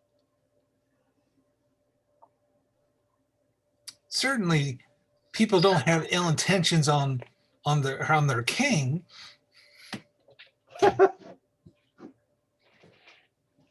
Nikor just looks like confused by that statement. Like, really? And just kind of looks you up and down. She's And not says, human. certainly. Yeah, you can tell she's not human. Okay. Can I tell what she is? Some type of a fae. Okay. So that your picture is not your character that you're playing tonight. Actually, it is. Okay. Your picture is of a fighter. Yeah, a human fighter. It is? Oh, Yeah, in it's armor. that of that. It is that of Bane. Oh, I was looking at roll 20. Yeah. Or Bran, rather, not Bane. Bran is a Bane, but as as far as that. So, but Yeah, I can't cancel. I can't change it right now. Oh, yes, I can. you should be able to, I would think. Anyway, I'm working on it. So Okay. continue on. Cool. Yes.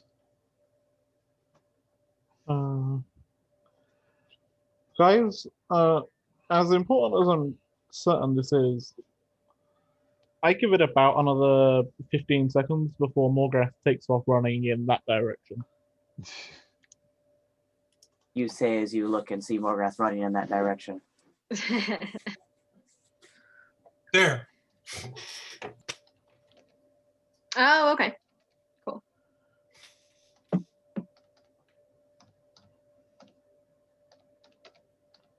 Nikar will follow. She'll walk at a quicker pace, but she's not gonna run or like break a sweat. I will stay Okay. close to you. And Lord Palpatine will be sort of like in the back with his walking cane, sort of like limping slowly, ever so slowly behind everyone. Hellion kind of sighs and says, well, he's going to get into an absolute ton of trouble if I let him go off by himself. So, you see her, she's kind of saying this, walking along beside you guys. She takes off the bracelet that has the kind of glowing fire gem in it, puts it on the weird magma creature, it shrinks down to fit, and says, we will meet you guys there. At which point, she turns into flame, gets sucked into the bracelet. The magma method turns invisible and shoots off after Morga. All That right. was different. Yeah, I would say. Yeah, unfortunately, I'm not high enough level warlock yet to take you all with me. Otherwise, we'd be traveling in style. It's quite a high level feature. I think it's like a 10th level feature. I can take other people into the bracelet. Nice. What warlock are you? Genie. Hmm? Pact of the what do they call it? The genie patron. Ah. All right. So you see this go on, and the people around are like, "Oh my God, they got entertainers out here even for us. How wonderful is this king? He has to be the best leader and and king we've ever had. Oh, to think of us small folks with such grand entertainments on the way."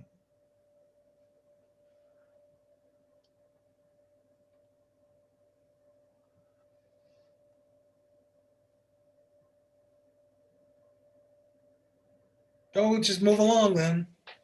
All right, that's no problem. You got the crowds moving there, and some are like, "Whoo, yes." And you hear the story of this entertainment here where the Lord had someone that just turned into flame, got sucked up into nothingness out of the crowd. And they're saying, and you hear rumors that are saying, "Wow, the Lord must have gave them a special spot at the table." And others are saying, "Yeah, they got a special spot. I bet you that he sucked them right on down into the dungeons." And you hear the back and forth like that, and some of the folks that may overhear that and say, "No, no, no, our Lord is a magnanimous sovereign. He wouldn't do such. Look at what he's doing for us. Sweetbreads, entertainment, free access to the castle grounds." So you guys make it on into the into the city and such. All right, and let me bring up, let me steal this. I'll use this one. It's my fallback city, so the labeling and stuff like that won't necessarily be accurate, but it is what it is. Come on. Yeah, there we go. And If Nicor will allow it, Holly's going to grab your arm and stay very close to you. Yeah, Nikor would be startled and look down at you. Are you doing this like out of fear or Are you asking or? just like I guess an insight? Like if I looked at you, what would I She see seems on your very face? skittish around all these people. Okay. So she'll tense at first. You can like feel the muscles in her arm tense, but then when she looks at you, she relaxes and allows it to happen. and where the bouncing ball is, this is the gate that you're entering right here. As far as that. That's a big city. Oh yeah. It's a big city. Especially for a king of his stature. He feels it's appropriate, I guess. And you guys come on in and you see the crowds coming down Twilight Road here. And we'll put you at the mouth of it. And the young lad says, yes, we got to go. Follow the road, follow the road. Let's get to the palace and the palace grounds. Oh, all the entertainment. Isn't he such a great and powerful king? So looking around the city streets, is it like pretty clean? Are there beggars? Is everyone dressed up nicely? What is You have, right at the moment where you're at, you have a gambit of social classing. You have the urchins begging as the throngs go on down the street. You have common folk. You have guilds members and shopkeepers. You have foreign nobles and ambassadors, such as yourselves, walking down the street. The movement is very slow since the streets are extremely crowded. Think of New Orleans during Mardi Gras. perfect? Okay. So busy. Yes, very I'm busy, assuming. very busy, very tight for our European members. Think of Nuremberg, Munich, or any of the larger cities.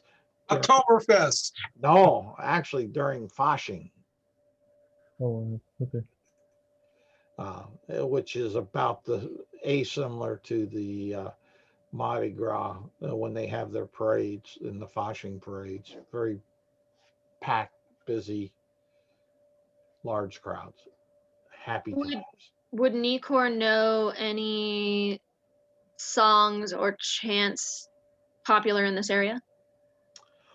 Give me a knowledge check. You know what I'm enjoying with this game? Of the 5 people, 4 of them are charisma based casting. I had a 17 knowledge or history. Okay. Yeah, you'll know. You'll know. There's a few songs that you can think of that you believe is are popular songs that aren't dirges. Okay. I start initially, I'm just humming it, and then I start like singing it as we go. Okay. Trying to potentially incite the crowd to pick up with me. All right. Well, since you're doing that, give me a persuasion check. You're trying Persuasion? to, yeah, because you're trying to persuade the crowd with your performance. That's a 16. All right. You have a few of them that seem to be picking it up and going along with it, and you see them moving their shoulders and torsos with it in rhythm and such. Holly will join along as well. Okay. What's Once it gets going, Nikor pulls out a tambourine and continues to sing. But while she's doing this, she's trying to take note of anyone not actively not participating.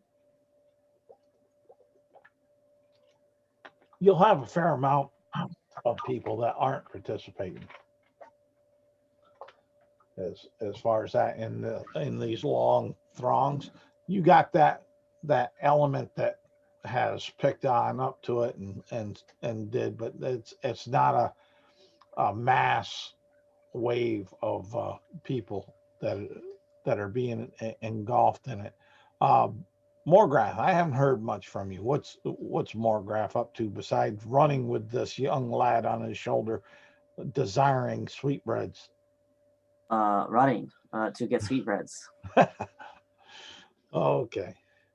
Yeah, until we get to the castle and he can start eating. He's pretty focused on this one thing. All right. And you'll be working your way, you guys down there. Lord Palpatine, also you. What are you doing with your stick that you're trying to sell us? Being old, cripple, and shaky.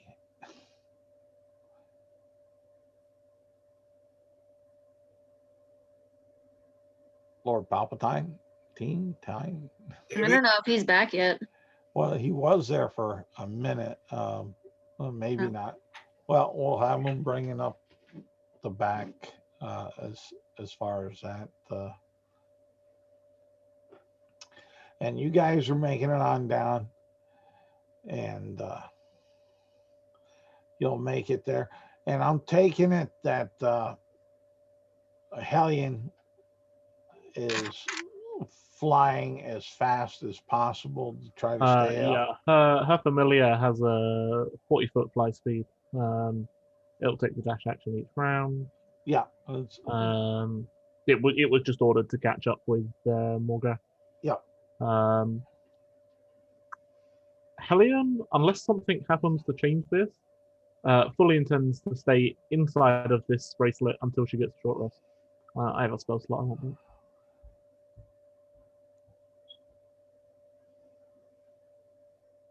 This counts as a safe environment for her. Like, she can't be damaged in here, so she's going to spend an hour in here, chilling. Okay.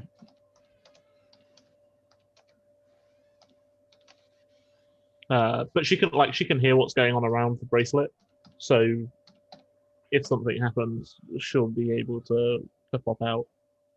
To that extent. Okay.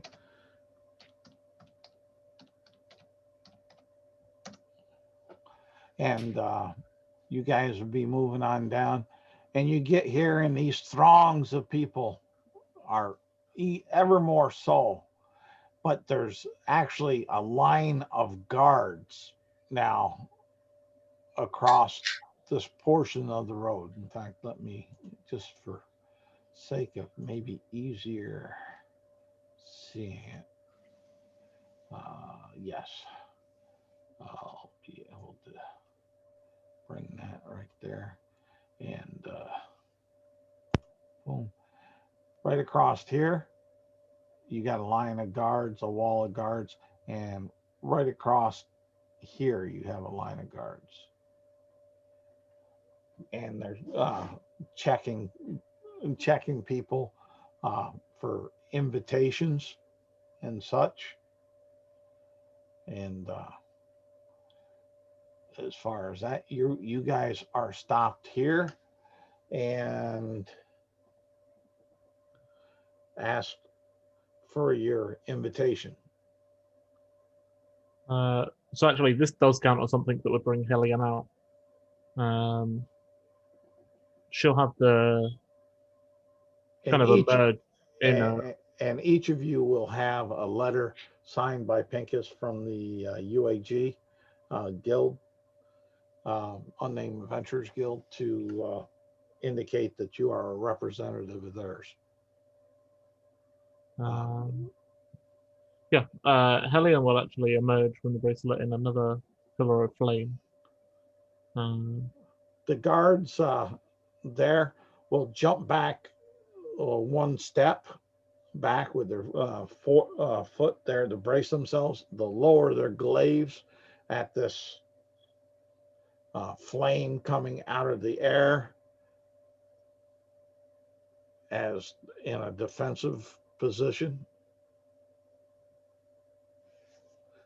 And you guys all will see the flame. People will back up because they don't want to get burnt.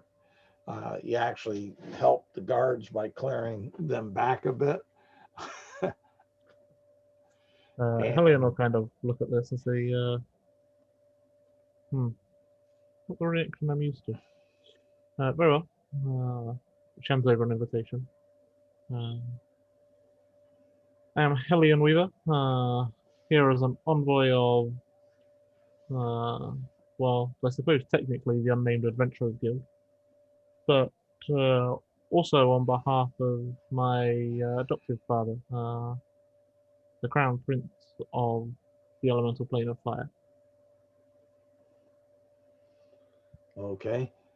She has identification papers for that as well that she'll hand over. Okay. Reasonable. And he'll let you on through, and he'll say, just go up Triumph Alley to the palace. They have the table there waiting for the officials. Very good. Oh yes, these are my companions. That sort of, yeah, sure.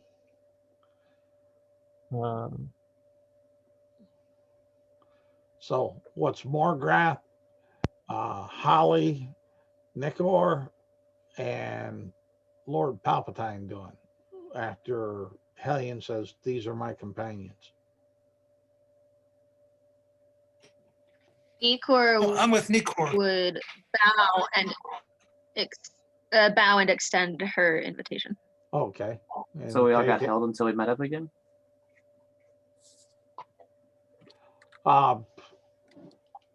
You Like, I'm not against it. I just wanted to, like, No, check if it's- that's what happened. Because, like, the party was a little bit split up. yeah, and the travel got slower, but you and Hellion were there first. Hellion didn't get held up much at all with the way that she came across, and you were pushing your way on through, but it slowed you down.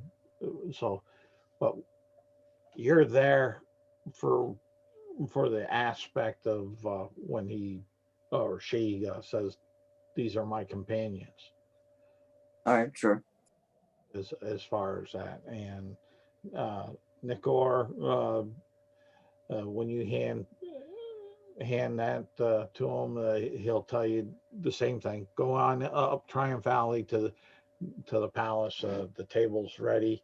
And if Holly's not handing a Well, letter, and you said you're with Nikor, he'll let you pass with Nikor.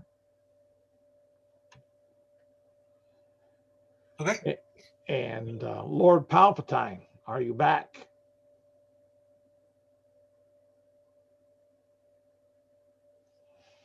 It gives you deathly silence. All right. Lord Palpatine is held up at the guards. He's looking for his invitation, we'll say. As far as that for a moment, you guys can go on up into the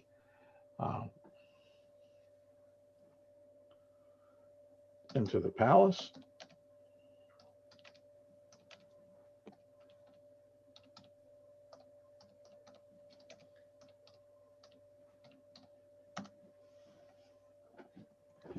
And let's see here. And that will put us right on in here. You see a couple large tables. You see people uh, sitting there um, along the sides. You see some open chairs, and there actually seems to be some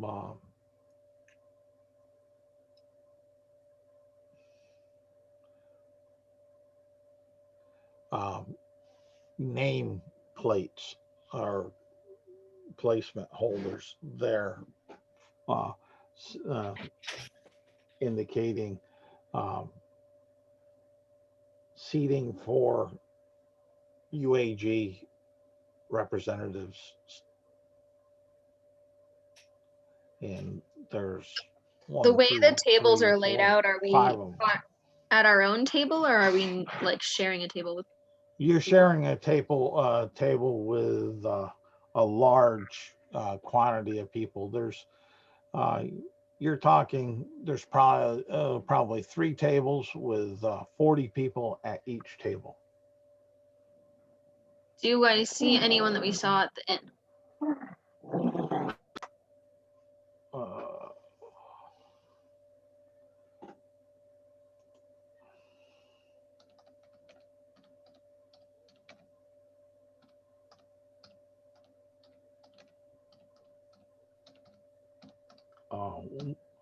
uh, what do you mean by that? Um, Well, we had a couple tables worth of people in particular. I okay, guess so you're talking about anyone other than your party members. yeah, I'm looking for Okay. the other people in the inn, particularly the All right, give ones me that seemed rebellious. a investigation check. Okay. Yeah, that's a 5. No, you don't notice anyone.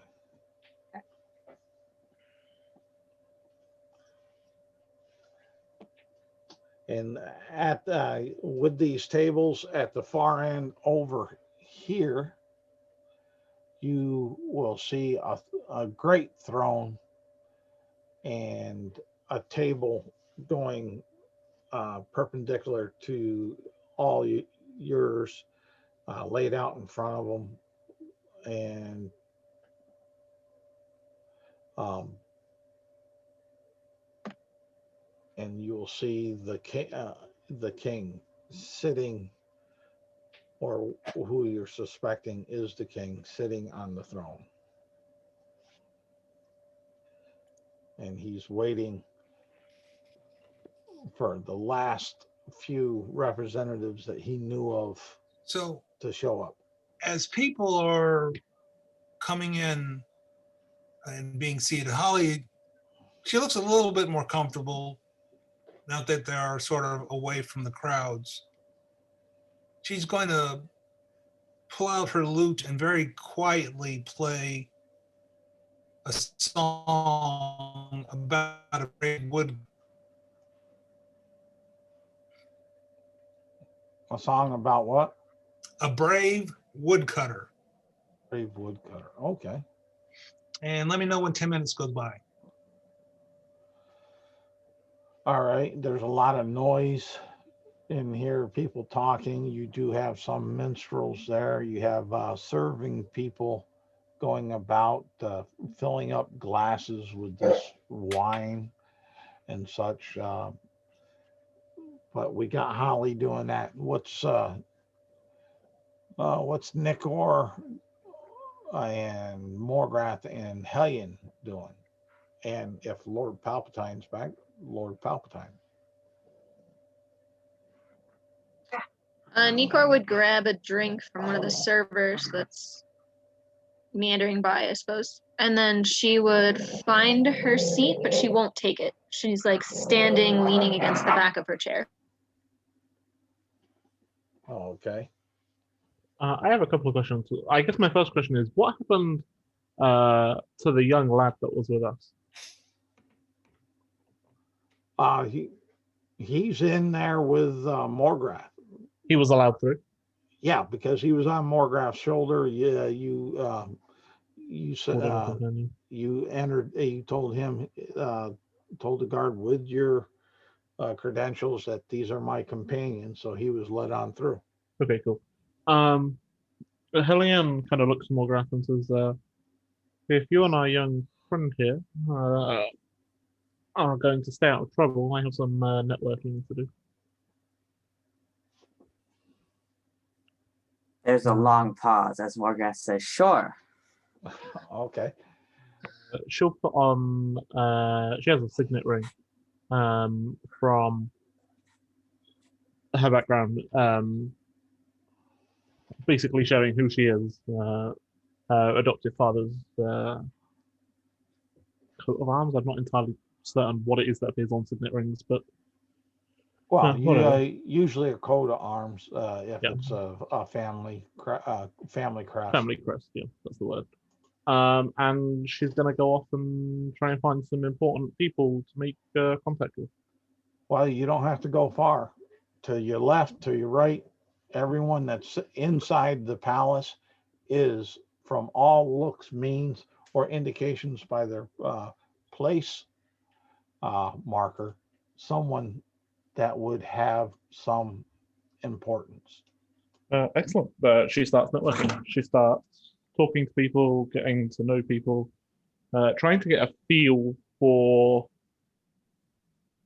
where they stand.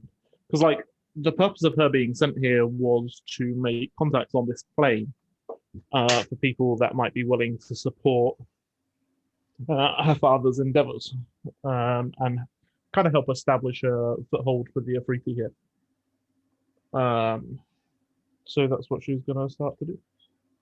This is the first time she's really been able to get into a high-end environment. Okay. There'll be what looks to be a military general that was to your right that you Excellent. that you start talking to and such, and he'll be stumbling clumsily with etiquette and protocol. He's more of a ground general, a battle tested, blood furied type. As far as that, think of uh, let's see here, a Patton, a Montgomery. Okay. Yeah, like, if he seems awkward in social situations, she's definitely not above taking advantage of that and kind of flirting with him and that kind of thing. Like, doesn't bother her in the slightest. All right. She was raised to be an ambassador, so like she knows what she's doing. Okay. Great. Great. Morgrath. Yes. Are we just waiting for like food to get served, or is there like a buffet style thing I can go get food from? No, there's you're waiting for food to come on out. This is not a Western Sizzler or a Golden Griddle event for this this this magnanimous sovereign. So he would not ask his guests to do that. He's going to have his people serve the guests, and you see them pouring out wine and goblets out at each of the settings. You got them, and through the door in the back, you see servers coming out with large trays of breads that are going to be placing them on the table. Yeah. Are other people sitting already?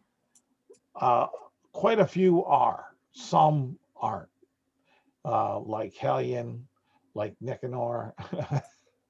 I don't know if Holly's sitting or not. Lord Palpatine, if he is there, he would be He be There he is. sitting. Okay, Yeah, he's yeah. sitting now. We hear him. Yeah, I'm here. I'm sitting. Okay, great, All great. right. If it does look like other people are sitting, Morgoth will go ahead and have a seat and just he'll keep an eye on people, but he's going to be pretty quiet. He has learned in the past that he's not exactly suited to these situations, and it's usually better to not talk. Okay. And the young lad, the teenager that you um, waylaid and carried on in with you, is sitting there, uh, drooling, looking at the sweetbreads that are coming to be served. Lord Palpatine, what are you doing? Even though I know you are sitting. He will sit and look around the table and like, because he's an old man with a noble title, but no one's. But if there are other lords, I get to activate my background. I get to mingle with other lords if they are here.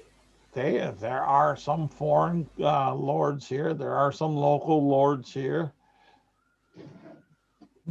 You're talking. You got 120 people at these tables in total. He will make small talk and see what the local lords are saying about the area. Sort of like get gifts of what who has the political powers in the area really. He's like very interested in that. So he'll be like, oh, hello there, my locals. I am Lord Palpatine. Oh, tell me, young men and women of nobility, tell me about your lands. Tell me about your politics. What things? And who is in charge? Yes, tell me everything you know. I'm really eager to know all these things. And okay. Um, You want me to do that? You want me to roll? Or, no, because this social setting, they're like, if all you're doing is asking them and waiting for their response, the uh, the lady that you're talking to would in turn turn and talk to you and and say, "Well, the Lord of my land is Count Vlad, and he's a good count. He's stern and like that. Uh, but it's a rough life in our kingdom. There's mountains and such. We do have some places that are able to grow, but livestock and things of that nature are more of our marketing goods and such. But we came to meet this king with such a gracious showing, and who can put off a good party yes. is what she'll say to you. Ah, yes, the great king. Ah, you know what, my lady? If the people are not together and unite, they'll be strong. Ah, but who can unite such people? We all have arguments and disagreements on many things when it comes to land and territory. But if one voice can summon all the nobilities of all his lands and hold a grand meeting, perhaps that one person could have great influence over many. And she'll look and be at you with a empty look in her eyes, pondering what you said. So let's go to, let's see here, Holly. I haven't heard much out of Holly. So has my 10 minutes gone by yet? Yes. Okay. So I know Morgrath and Nikor, who were sitting at the table, and I'm assuming listened to the story that Holly was sort of singing, at least quietly anyway. You feel inspired, and you feel kind of confidence coming to you. And each of you gain 4 temporary hit points.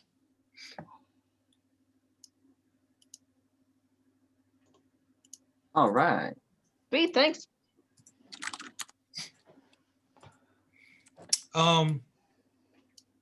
She's gonna eat some bread and drink some wine. All right. There's about 5 minutes after all the trays of the sweetbreads have been out, um, will come a plethora of trays with different uh, vegetables that have been either roasted or raw or stewed or like that in different ways out there for the folks at the tables to partake in and enjoy. And the cups are ever filled. You have the serving personnel with their pictures of wine, constantly keeping your goblets full of the king's festival wine going to you. I think Nikor would drink one glass and then she would start nursing it after that, trying to keep a watchful eye. Okay. Give me, Nicor, a Constitution saving throw. Okay.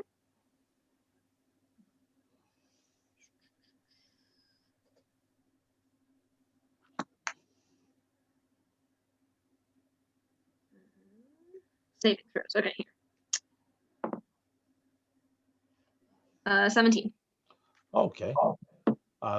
This tastes very, very good and very warming. And as far as that, you feel like this is some pretty good stuff.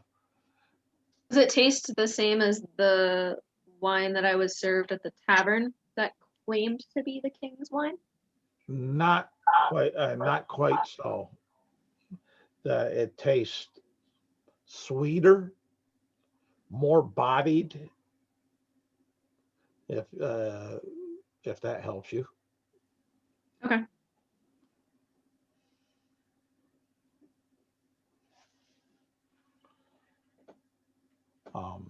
Okay, and from there we got Holly, we got Nicor, we have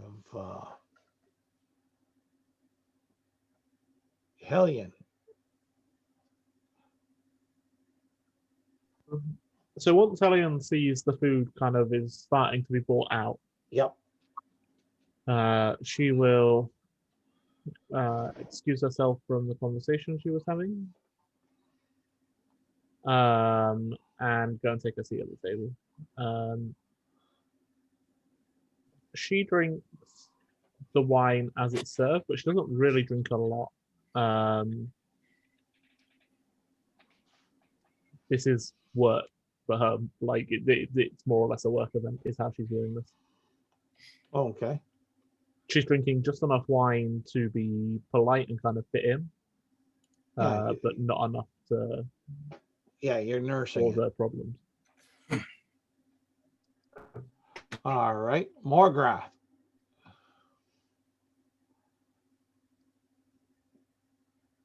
Morgrath is eating. He's trying a lot of the food, kind of bits here and there, see what he likes.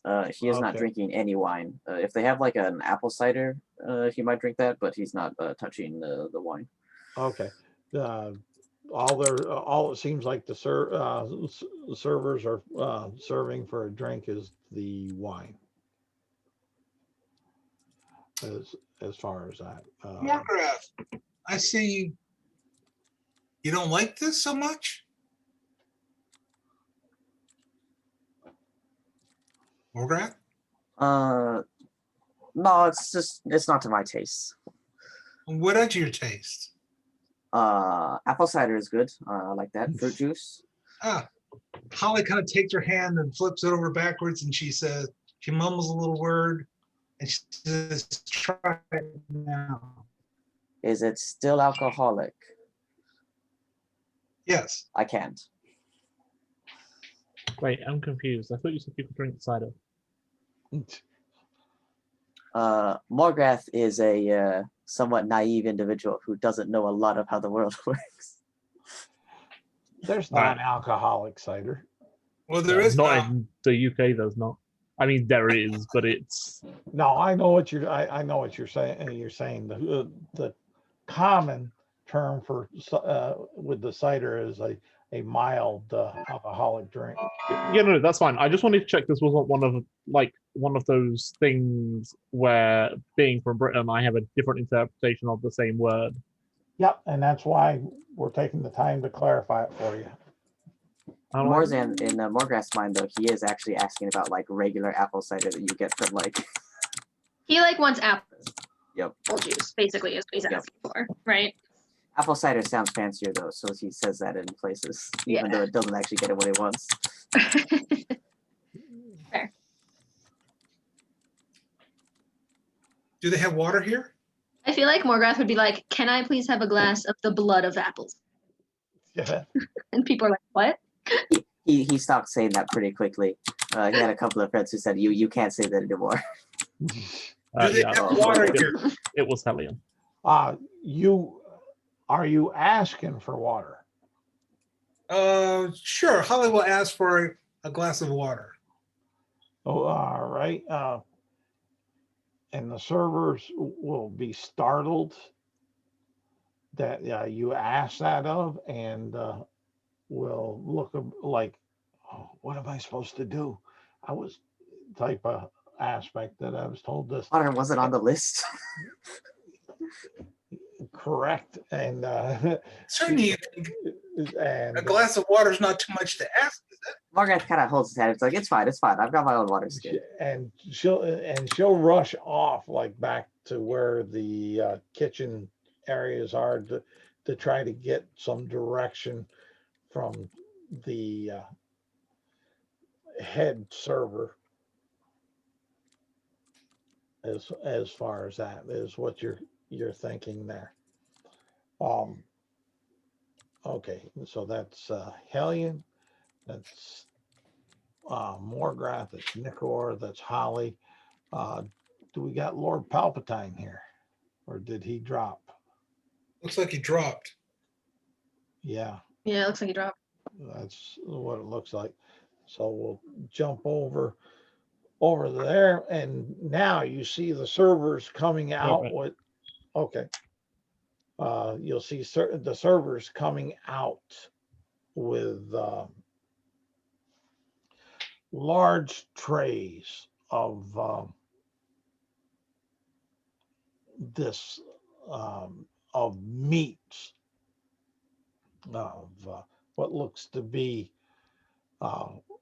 some large shanks of venison and cured hams, and you'll see these, and you almost wonder, odd looking decorative or birds that is on these trays.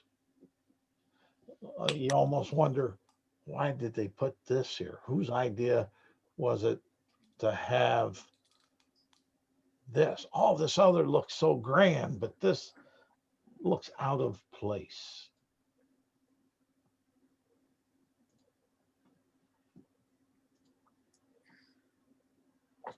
the meats. Look at it play.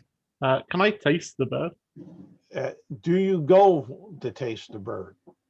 Unless there is a reason, like unless in her experience of this kind of thing, there would be a reason not to do so. Well, hold on, and because the bird has feathers on it still, Oh, then no. That would be a reason not to eat it.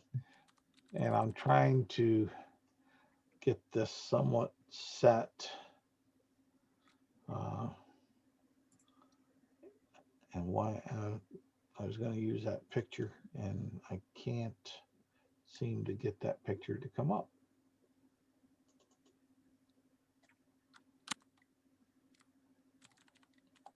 As far as that, so that's what you got.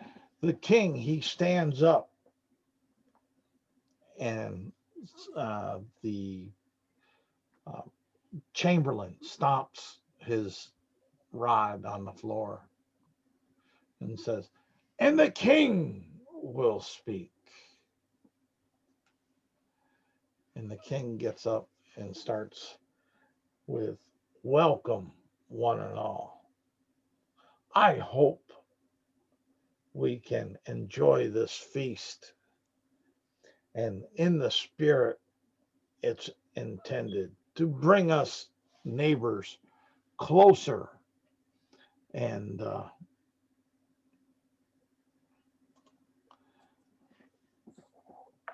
to enjoy our differences, but yet still make strong bonds of friendship.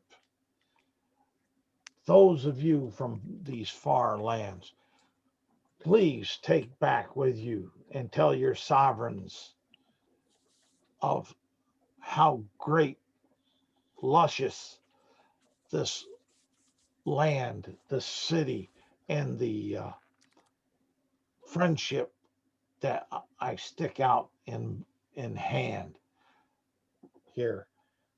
After we feast tomorrow, those of you that want to talk of trade deals and alliances, we can do it then. Tonight is a night of friendship, of enjoyment, of good food, good drink, the best that I have to offer. And yeah, let me see here. I want to get this up here. And just so you guys will be able to know. And what you see as the bird on the plates that look so out of place is this one right here. My goodness. So is that the same bird that that stabbed me earlier? No. This is these birds are rather large compared to the other one. Okay. Oh. I saw this. So there you have it.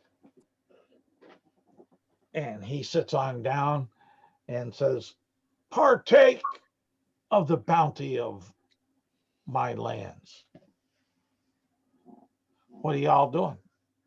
People are digging into the sweetmeats, the vegetables, the drink. There's a lot of revelry going on, enjoyment. You're hearing tales left and right. The bird is probably the one thing Morgrath doesn't eat because it has feathers on it. But he tries some of everything else he can get his hands on. Yeah, the last time Morgrath tried to eat something with feathers still on it, he got told off. He never tried to eat anything with feathers on it. Everybody knows you're supposed to defeather it before you eat it. Oh wait, you're supposed to cook it too. Yes, that as well. Nico would probably try to just like make some small talk with Helion and start eating. Yeah.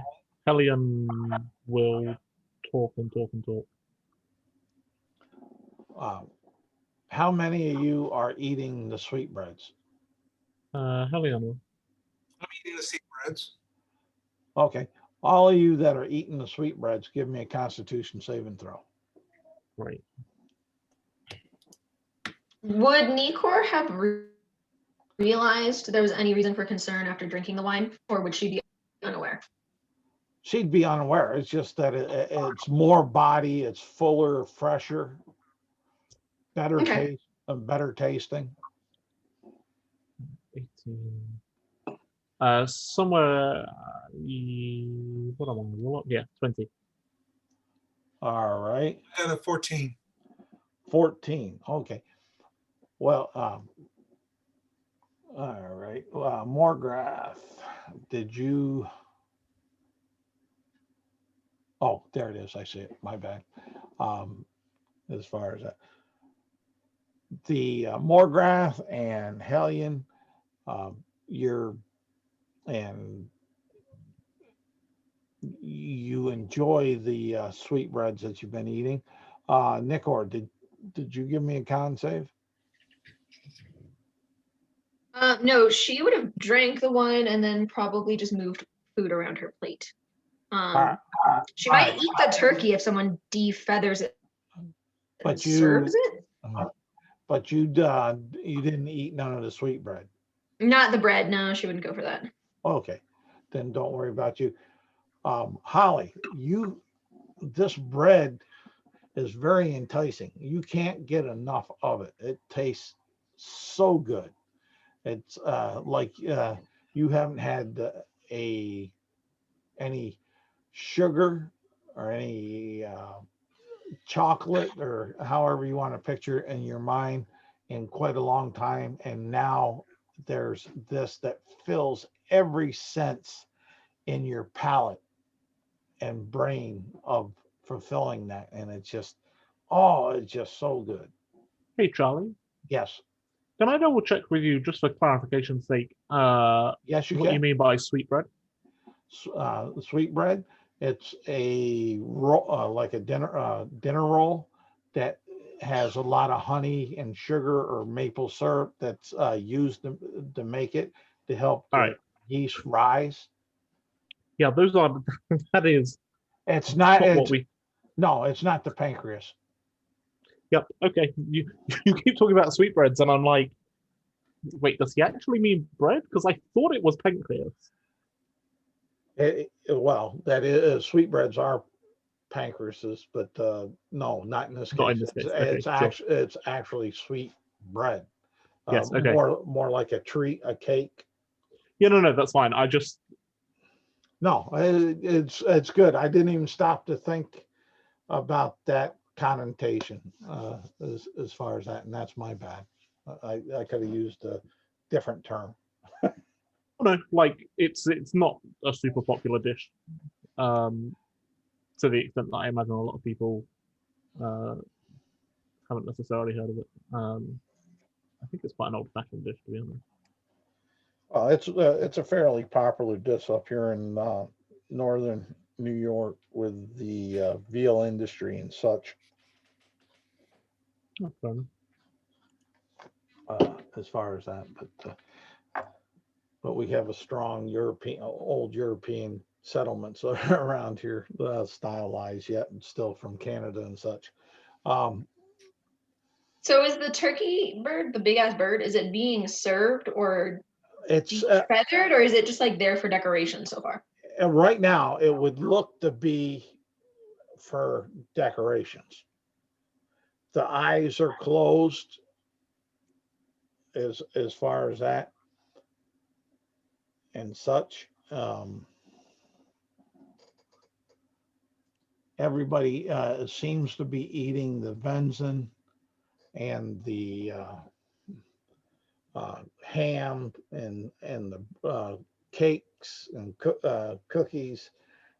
For clarification, not to get a sideline. Uh, drinking the wines, reveling, eating grapes, the fruit. They're eating the baked potatoes instead of. I was going to throw another term out there, but I'll go with just baked potato. It's been too fun so far with the double descriptions. Um, but that's what's going on. And then one, all of a sudden, give me perception checks, you guys.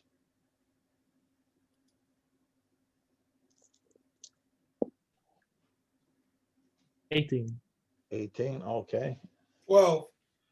Okay. Oh, Nicanor, okay. More graph.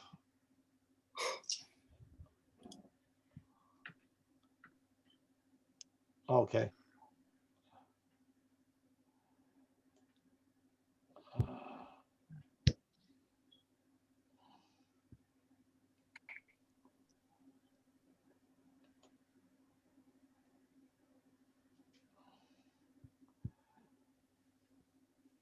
And okay. The only one is Hellion. You hear a whiz in the air that's outside of the norm of A whiz? a whiz, like a whoosh, a sound of maybe Like an arrow in flight? or a bullet in flight. I mean, yes, but those don't exist in air. What it's in the UAG guide. Say what? The UAG guide is very clear where it stands on gunpowder. It's not a bullet. Also a sling. Oh, right, A okay, I'm with bullet. you. Yeah. Some sort of projectile. Though. But- Yep. But that's the kind of sound that you kind of relate it to.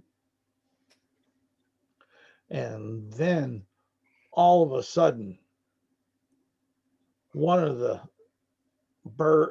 these bird decorations that's up near the king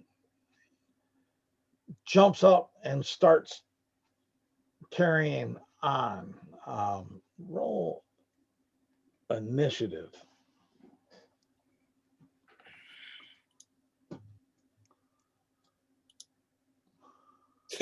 Three. Oh man, it's not your night there. It's not. Yeah, even I beat you. 16. All right.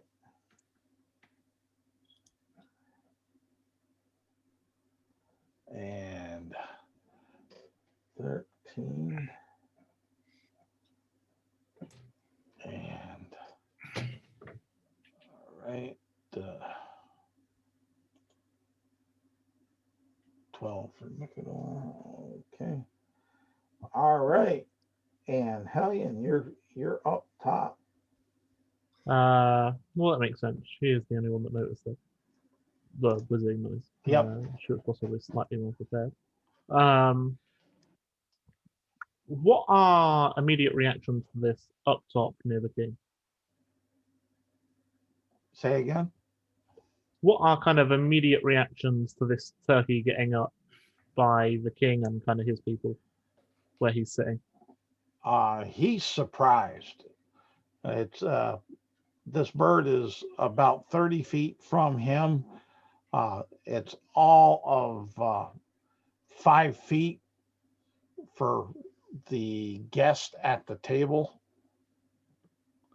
where it is, and it's making a very loud squawk as far as that. I'm going to go ahead and how far away from it am I? We'll say this one, you're 60 feet. All right. I'm going to go ahead and just ready my action to Eldritch Blast any particularly aggressive turkeys. Okay. Any turkey that makes kind of an aggressive move towards anybody that I can see will get an Eldritch Blast to the head. All right, go ahead and try to hit this bird because it will make an aggressive action towards one of the guests that are closest to him. All right. Good way to start off. We got a natural 20. Oh, roll me percentage.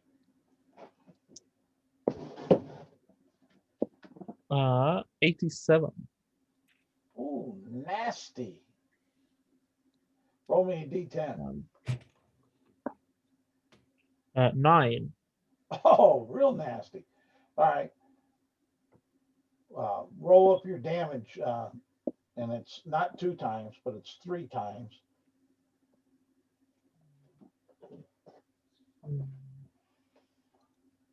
So 21. 21 plus 5 is 26 points of force damage and 2 points of fire damage. describe your kill. So this doesn't happen until she sees it kind of attack one of the guests. Yep. But once it does, as it goes to do it, she's already moving her hand across her bracelet. And as the Eldritch Blast forms, it's wreathed in flame. Okay. And she launches it. She takes aim, kind of fires it directly across, kind of keeping a low angle, but close enough not to hit anybody else, and nails it right in the eye. All right. A spectacular shot from 60 feet, if she does say so herself. The only other thing I'll add to that is because of how much damage you did, it splatters that Yeah, I bird figured. onto several of the guests. Yeah, I had a feeling that was going to happen, but you know, they're no longer being raked at by a turkey, so they'll get over it. Yeah. And okay, after you is Morgrath. Did they let me bring my weapons into the feast? Yeah, they did. They didn't. Did I tell you they didn't? No, I just wanted to double check. Yep. Are there any turkeys? There these gobble monsters near me? There's so far there's one that's 30 feet away from you, but is on the platters yet. And on the other 2 tables, there's at either ends of it are one apiece on those, and they're on the platter. Oh, so the closest one to me is 30 feet away? Yep. Inconvenient. And you're sitting, so quasi prone.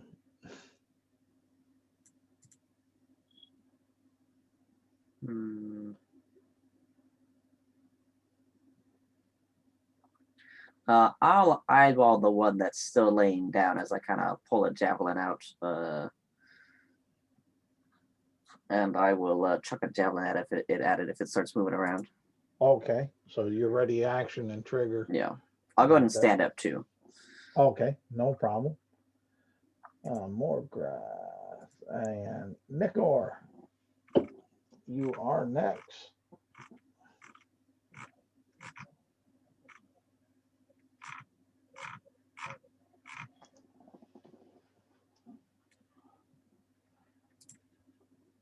Nicanor. Ellie? Okay, I just got back and then I heard my name. Oh, okay. Killer turkeys are attacking. Well, one of them did, and then I blew it up. And all of the other ones are still pretending to be dead on the platters. Okay, so one's attacking the king and the other one's doing what? No. None attacked the king. It got woke up and it attacked I'll be right back. one of the guests. And Hellion shot it with a Eldritch Blast and did massive damage and splattered it on several guests. The others the others at this point are still on their platters, not reacting at this point. Okay, Nikor would immediately look around to scan the room and see, is there anyone who doesn't seem surprised by this. Give me a. You're looking around and give me an investigation check. Okay. 14. There might be one or two, but you're not sure. They seem to be reacting with some surprise. Okay. How close is the closest turkey to me that's not doing anything threatening it? 30 feet. Okay. She would hold a spell for if that one wakes up and starts attacking. All right. After Nicanor. Now the other birds jump up and start attacking. So your triggered actions, Sweet. Nicanor and Morgrath, you can take. All right, here we go. I got a 23 with my javelin throw. All right. Nicanor, what are you doing? I'm casting Bane, so it's a charisma saving throw. All right. What's the damage, Morgrath? 8 points of damage. How many? 8 points of damage. Okay. And I got to make a saving throw.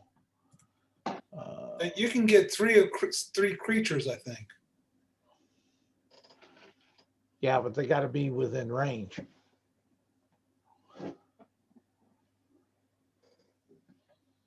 As far as that, if you're talking with the Bane. I can't get 3 creatures. And let's see here. And what's the saving throw again? Charisma, and it's a DC 13. Oh, a charisma. Oh man, that sucks. I figure they might not do a whole lot of good talking.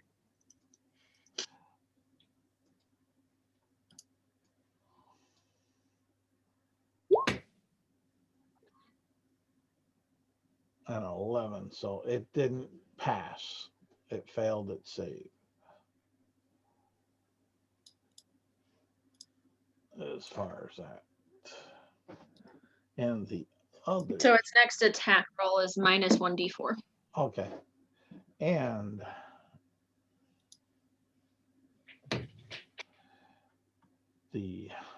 let's see, let's do this.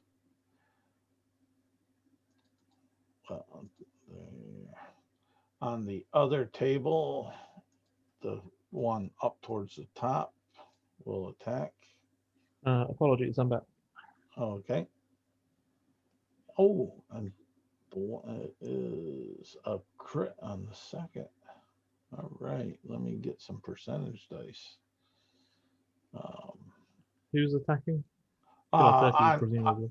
Yeah, kill a turkey on the other table up on the front towards the king side. Let's see here, and I want one of those, and right there.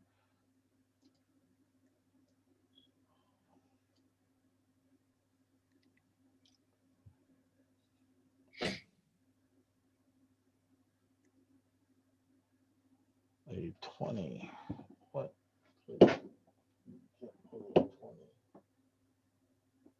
Okay. The one turkey up there at the front of the table went ahead, and the person that it hit, it knocked prone. And let's see here, what is the damage that it will take? And they took 12 points of damage, and the turkey look to tear out its throat with its beak on that one. The let's see here, the turkey at the other end, and they get a there. Well, they get a +5.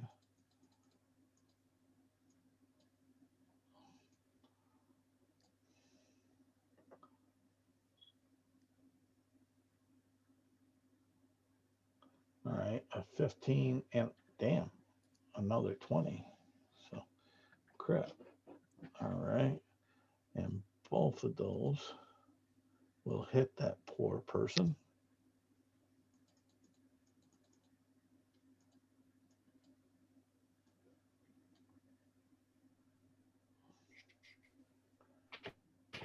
And for 82 times damage.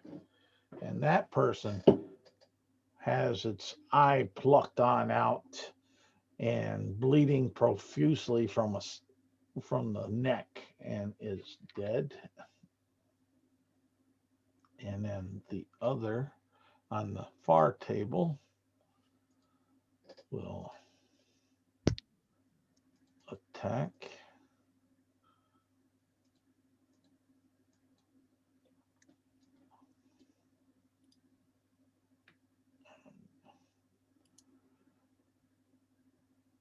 Oh, 12. Yep. And that person will go ahead and drop bleeding, dead. And the one at the far end of that last table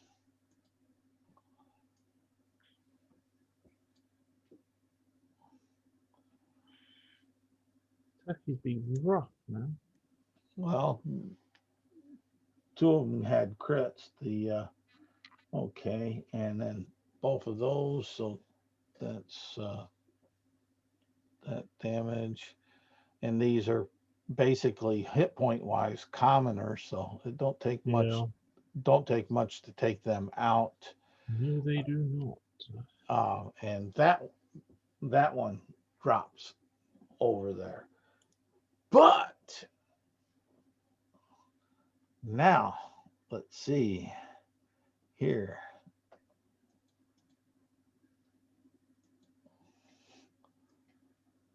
The surprise.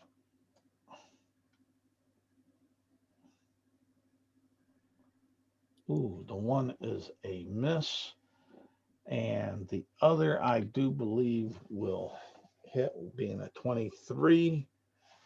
And let's do this.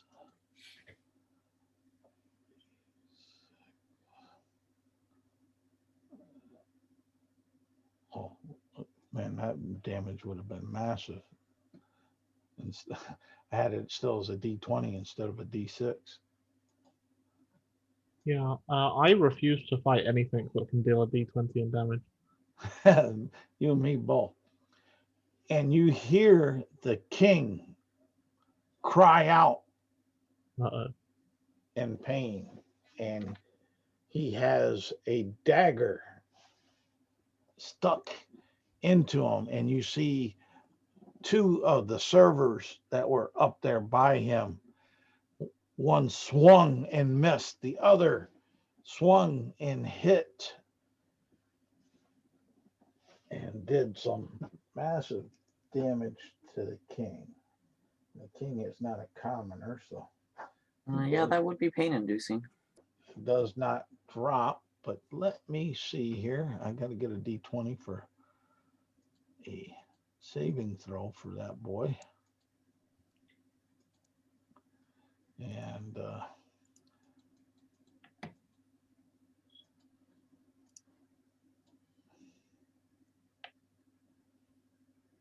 Arthur, have you speared one of these things yet? Did you do that while I was away? Oh yeah, my ready action triggered already. and oh shoot, the king failed. Uh-oh.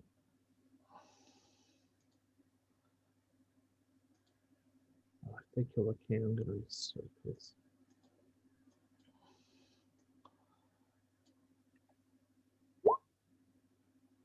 Ooh. That adds to that. So that's.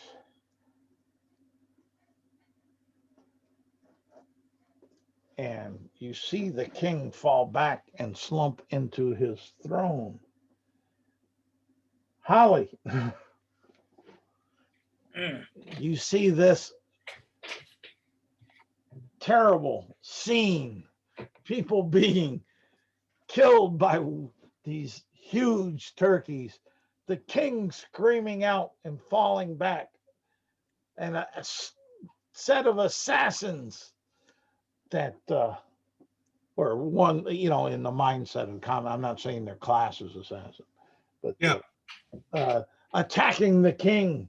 One missed, the other hit, and the king slumps to his throne. That's the scene. So first off, I look over towards Morgrath. I said, Morgrath, that was a pretty good shot with your javelin. I'm sure you can do it again. And I think so too. I'm going to give you a bardic inspiration dice. Oh, thank you very much. If I move 30 feet towards the king, am I within 30 feet of these two guys?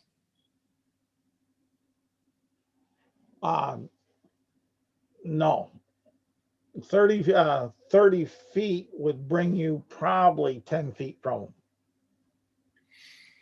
Because you guys were sitting, the tables are 40 people per table. So those are long tables. You're sitting about mid-range. So you get about just past the end of the table, I'll say.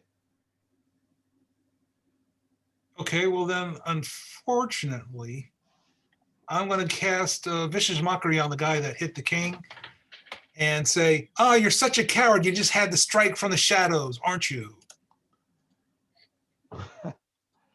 All right. DC 13 wisdom save or take 4 points of damage. Damn it. He chuckles back at you. I'm done. All right. Hellion, Hello. here's the scene. The Yep. birds amok, people falling, the king being injured. She'll look around, see nobody that she knows with any healing capabilities whatsoever. She doesn't have any, so that's not going to help. What she will do is kind of move closer towards the assassin. All right. That'll bring, what's your movement? 30 feet. Okay. That'll bring you up about where Holly is. That'll put you about 10 feet from the. That's fine. Let me double check my spells here. I don't think I want to cast. Yeah. The person that stabbed the king, what are they wearing? They appear to be wearing tabards of the serving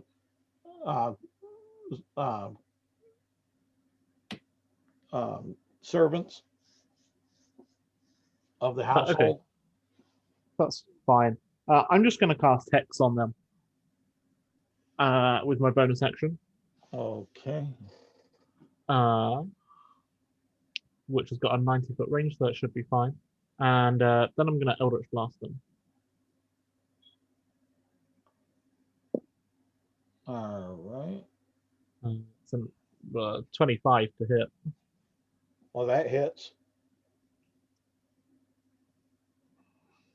And you guys will see, as she did last time, she draws her hand over the bracelet, ensconcing this Eldritch Blast in fire. For what are we looking at here? A D10 and a D6. Yeah, I'm just trying to do maths. Do you care about the difference between fire and necrotic damage, Charles? Kind of for flavor and Okay, but and some aspects. Okay, that's fine. So it's going to be 14 points of fire and 5 points of necrotic damage. Okay, hold on here. I gotta check. this here.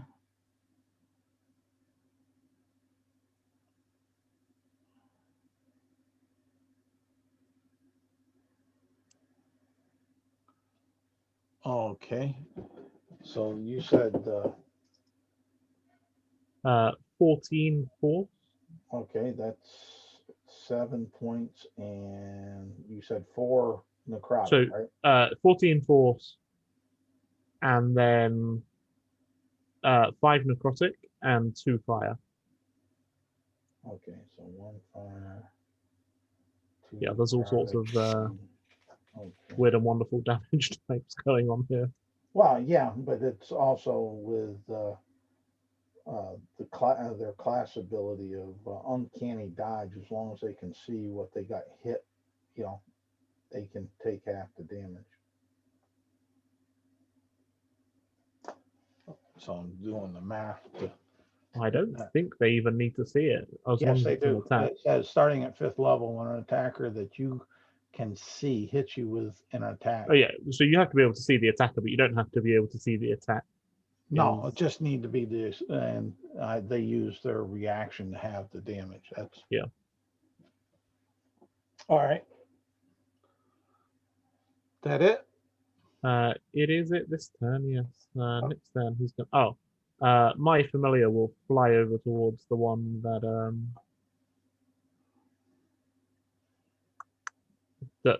stabbed the king. Oh, okay. All right. Morgrath. All right. Is there still a goblin monster within 30 feet of me? Yes. He took Great. he took out one of the guests. I'll run over to him, enter a rage, and tear him apart with my bare hands. They morph into claws. Okay. Roll the hit. Naturally, I will be reckless attacking. Let's see here. 19 to hit. All right. That hits. Excellent. That will give me a d6 plus. We have 12 points of damage. Describe your kill.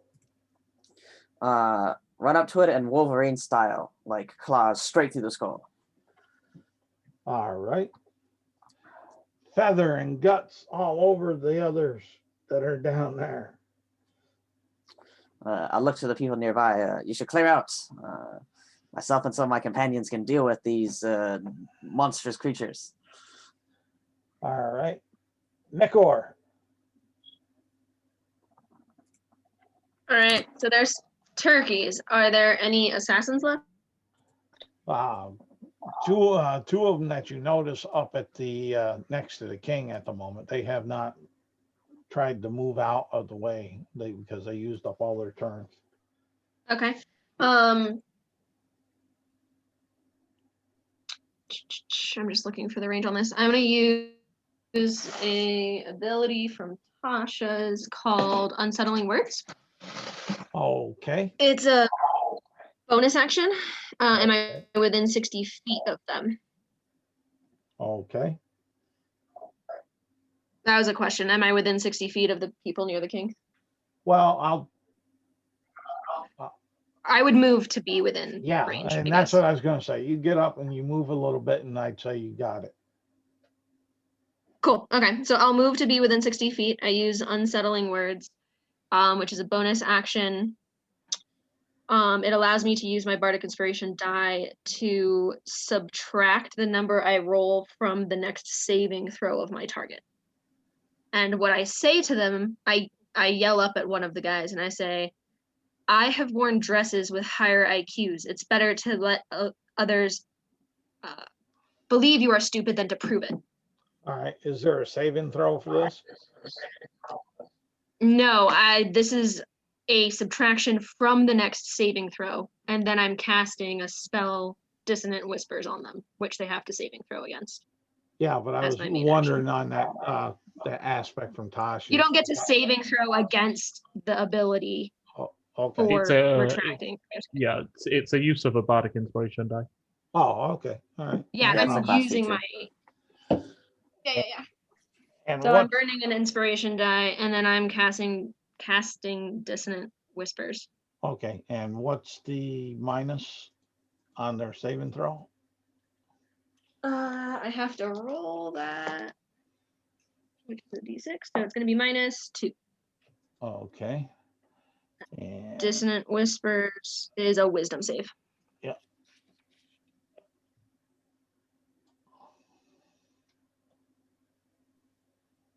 Come on, roll. There you go. A 0. So they fail. Yeah, I'm gonna go ahead and say that's a fail. Yeah, so that's 3d6 psychic damage. All right. What's As the target hears a discordant melody. okay? Been listening to Holly again.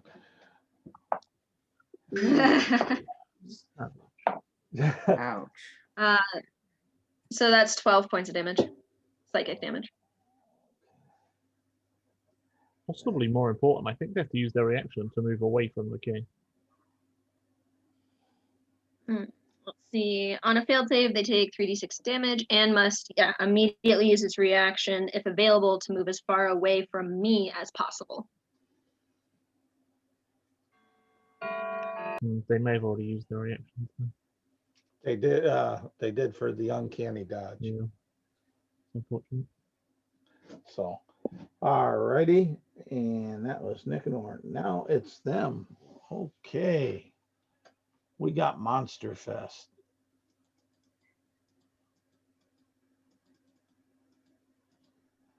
All right.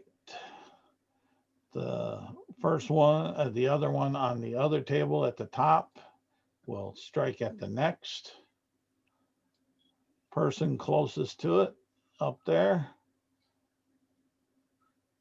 and hits on both of them, and that person's dead. And the one at the tail end of that table will attack the other one. That's another attendee that's kind of close. Oh, a crit. He's dead. Next. Yep.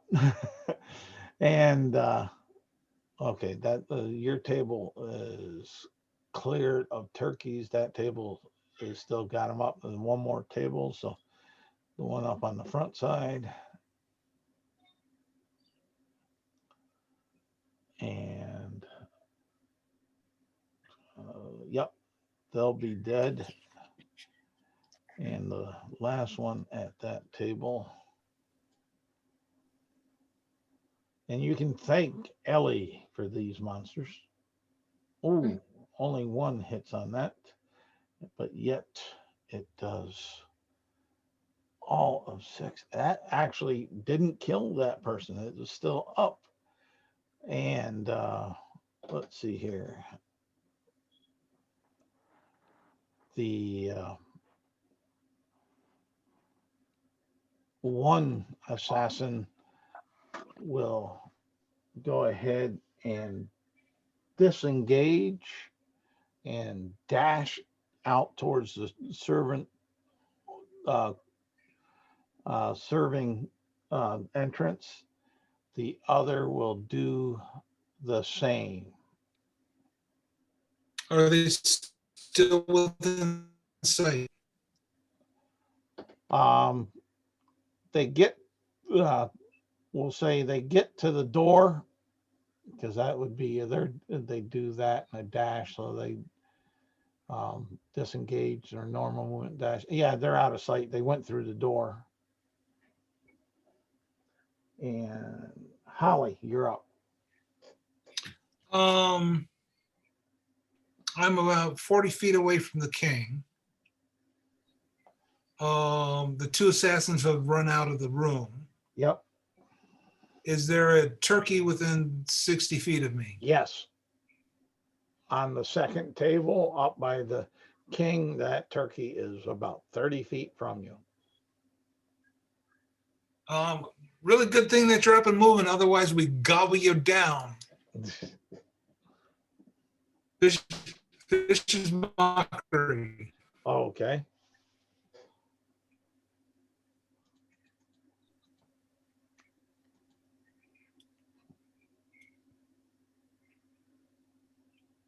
All right. DC 13. I'm just getting the dice set up for it.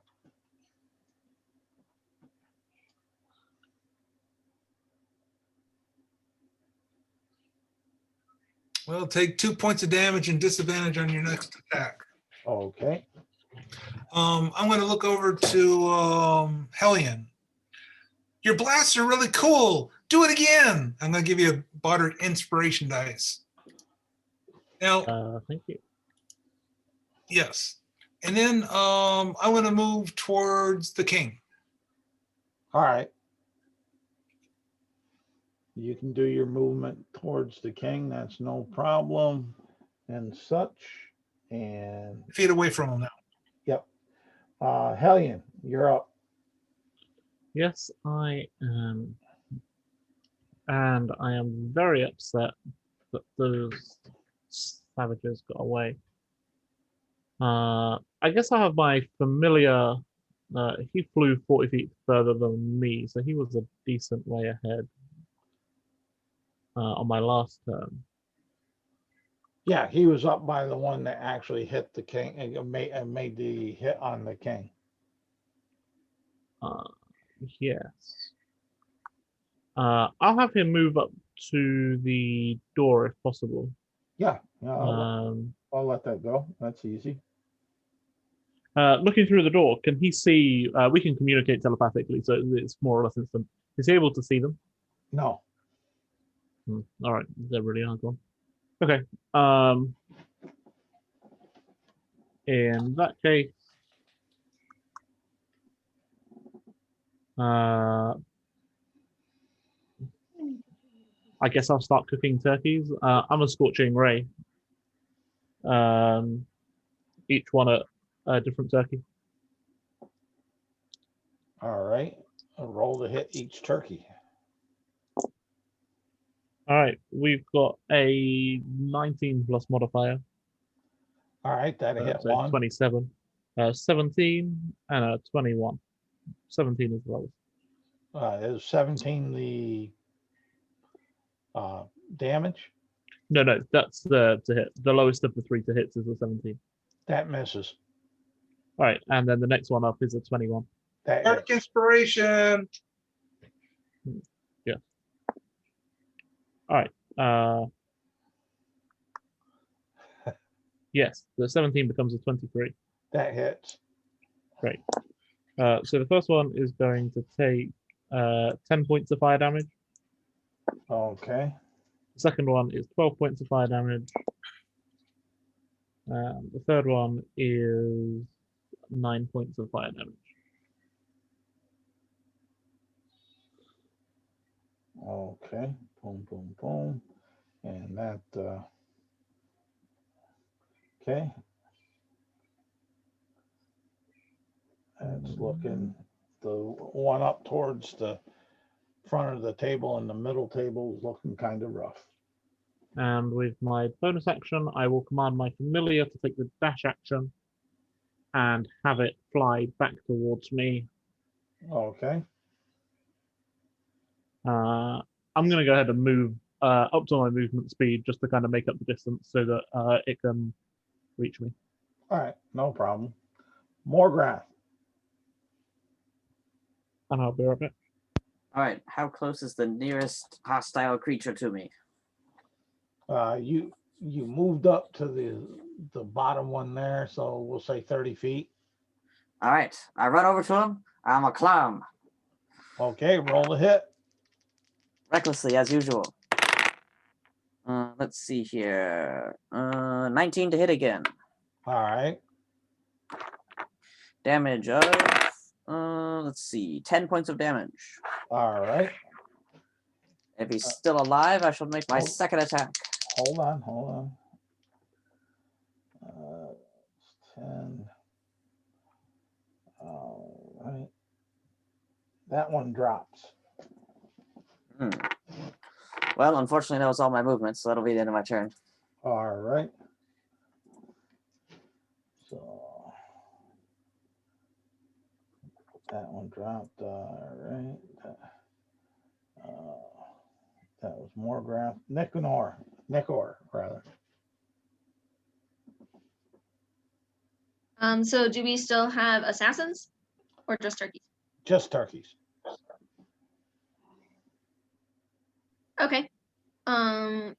The closest turkey to me. That would be, you moved up towards Holly.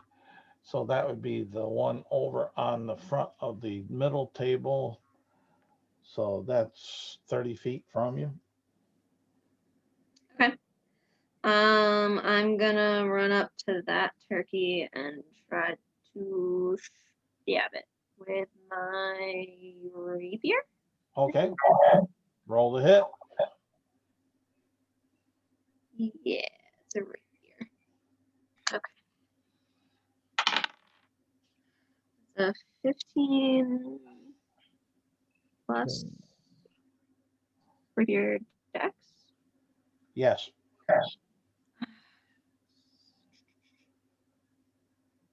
17. It misses. It hits the feathers and bounce off. Doesn't find good Okay. purchase. Okay. Who's the nearest party member to me?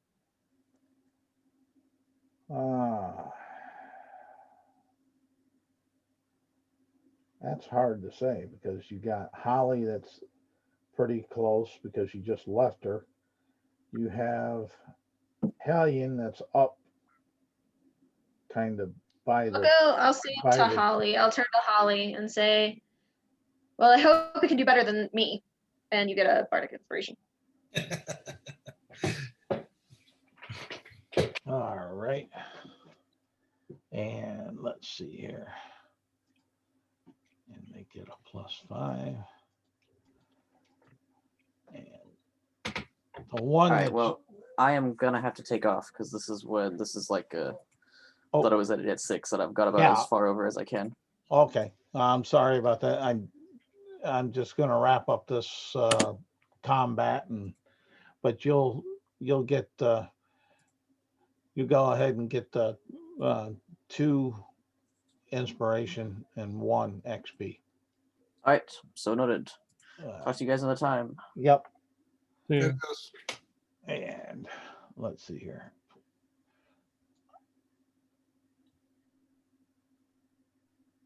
Ooh. 11 doesn't hit you, right, Nicanor? Correct. But a 21 will? Yeah, that would be a yes. Okay. Take 6 points of piercing damage as the second peck at you hit you. And Okay. let's see here now. Did he rent that other one? No, it still has that. So This session gets more and more dangerous with the more and more people we lose. and it misses that one person, but it hits it again on the second attack, and it will do 6 points of damage. And that poor weakling female socialite dropped. So boom, boom, and there we go. And Holly. Okay. I'm going to run up to the king and try and do a medicine. All right, give me a medicine check.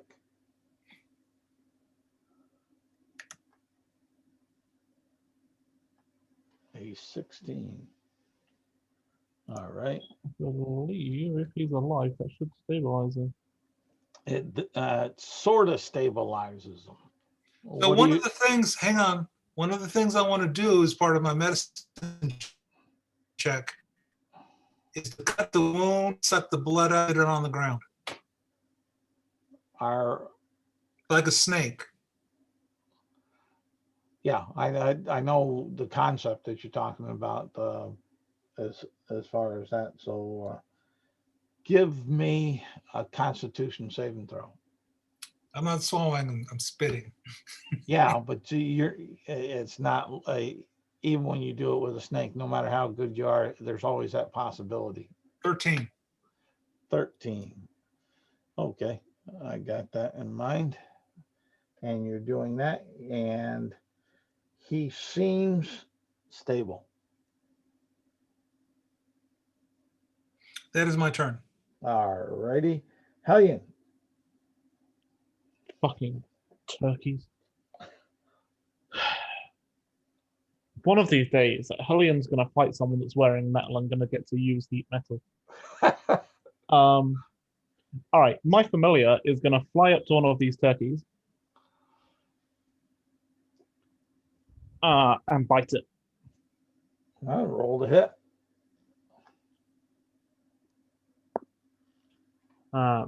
Pretty sure a 23 hit. Yes, it does. All right, I need him to make a DC 15 Constitution save. What's their cons? Oh, okay. Yeah. Okay. So let me drop that down. And I need him to fail it. Yeah. I need him to make it, but He does not. All right, he's going to take 7 points of, I believe this is piercing damage. all right. Then go ahead. And then he's going to take 3d6 points of Go, poison go, damage. go ahead and explain to me or describe to me the kill. The poison damage for the record was 17. Okay. 3d6. It was such a good 3d6. I don't mean to take that away from you. It's just No, that's fine. I'm just like, yeah, I just I feel bad that we ran over and that's and fine. This Arthur had to leave. this magma method kind of shoots off of Hellion's shoulder, almost like a missile, sinks its you're not quite sure where it comes from. It looks like a bite, but it's actually it's a sting attack. He has a scorpion tail. And you can see as the poison spreads, you can tell the poison spreading because the flesh is kind of rotting away, almost burning away from the inside. With that. And with her action, she's then going to Eldritch Blast one of the other turkeys because it's her bonus action to have the familiar attack. All right. Go ahead and try to hit the last turkey. All right, last turkey. We're looking at a 16 plus 7, so 23 to hit Yep. for 10 points of force and 2 points of fire damage. All right. Describe your kill. The fire that's kind of forming almost like a heat shield at the front of this Eldritch Blast burns away the feathers. So when the Eldritch Blast strikes, it's striking on the skin, and it just punches the hole through. All right. And that brings us out of initiative. She looks around and says, I really fucking hate turkeys. Nikor just mutters under her breath, "Gobble gobble, motherfuckers," and like smiles at Hellion. She smiles back. And the guests go running, screaming out of the hall. The guards start pouring on in. They're looking at your group with what have you done to our patron look in their eye. You should have been in here doing your job. You're looking for 2 people wearing servers' clothes. They went through that door about 15 seconds ago or so. Give me a persuasion check. And, Oh no, not a persuasion check on my warlock. and let's see, 25. 25. I'm not going to even roll because a standard guard isn't going to be able to beat that even as far as that. So they go charging down the hall. Helion sits down and continues eating. Nikor pours each of us a glass of wine out of her personal flask because she doesn't fucking trust this place anymore, and takes a seat next to you. Or she'll sit like on the table, like she's leaning against the table, and she's like pours 3 drinks out of her own flask and like hands them to, or 5, whatever, if our party members are still there. Like doles them out and has her unseen servant like hand them. So they just like float to you, kind of like you can tell something's carrying them, but you can't see what. Helion will kind of take it, raise glass. Thank you, and cheers to a well done fight. I must say, I haven't seen many that fight as well as you do, either of you.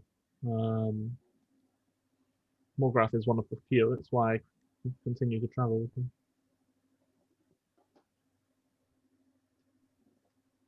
Another group of guards will come in, checking on the king, lifting him, and taking him to his quarters. We're the only people currently still eating, right? You're the only ones left after the king is extracted from the room in the hall. Nobody says anything to us in the terms of guards or anything, though.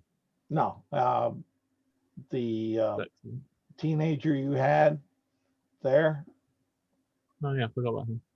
he's hiding under the table. You can come out now. The turkeys have all been exploded. And all you see Turkeys. all you see from him is a long skinny arm reaching up to the table trying to grab a piece of food. I'll hand him the food. As soon as the king has been removed and like the guards are out of the room, Nikor will like saunter up to the throne that he was sitting in and just kind of like sit like across it sideways, like 2 feet up on one arm and like leaning across it. Okay. Are you sure that's not treason here?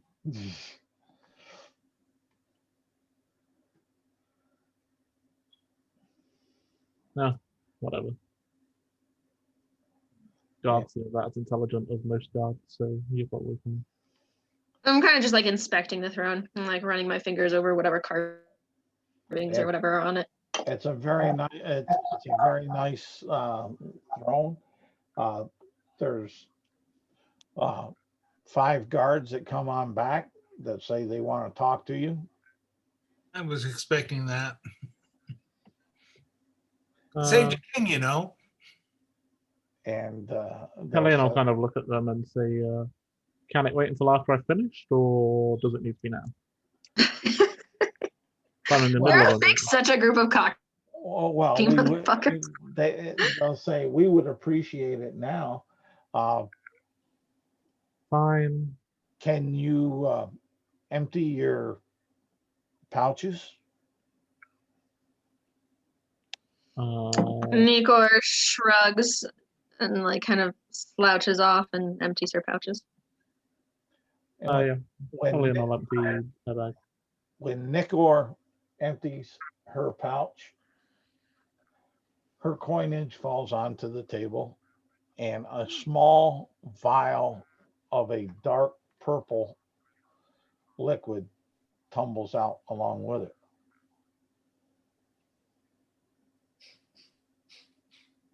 She'll pick it up and like inspect it momentarily.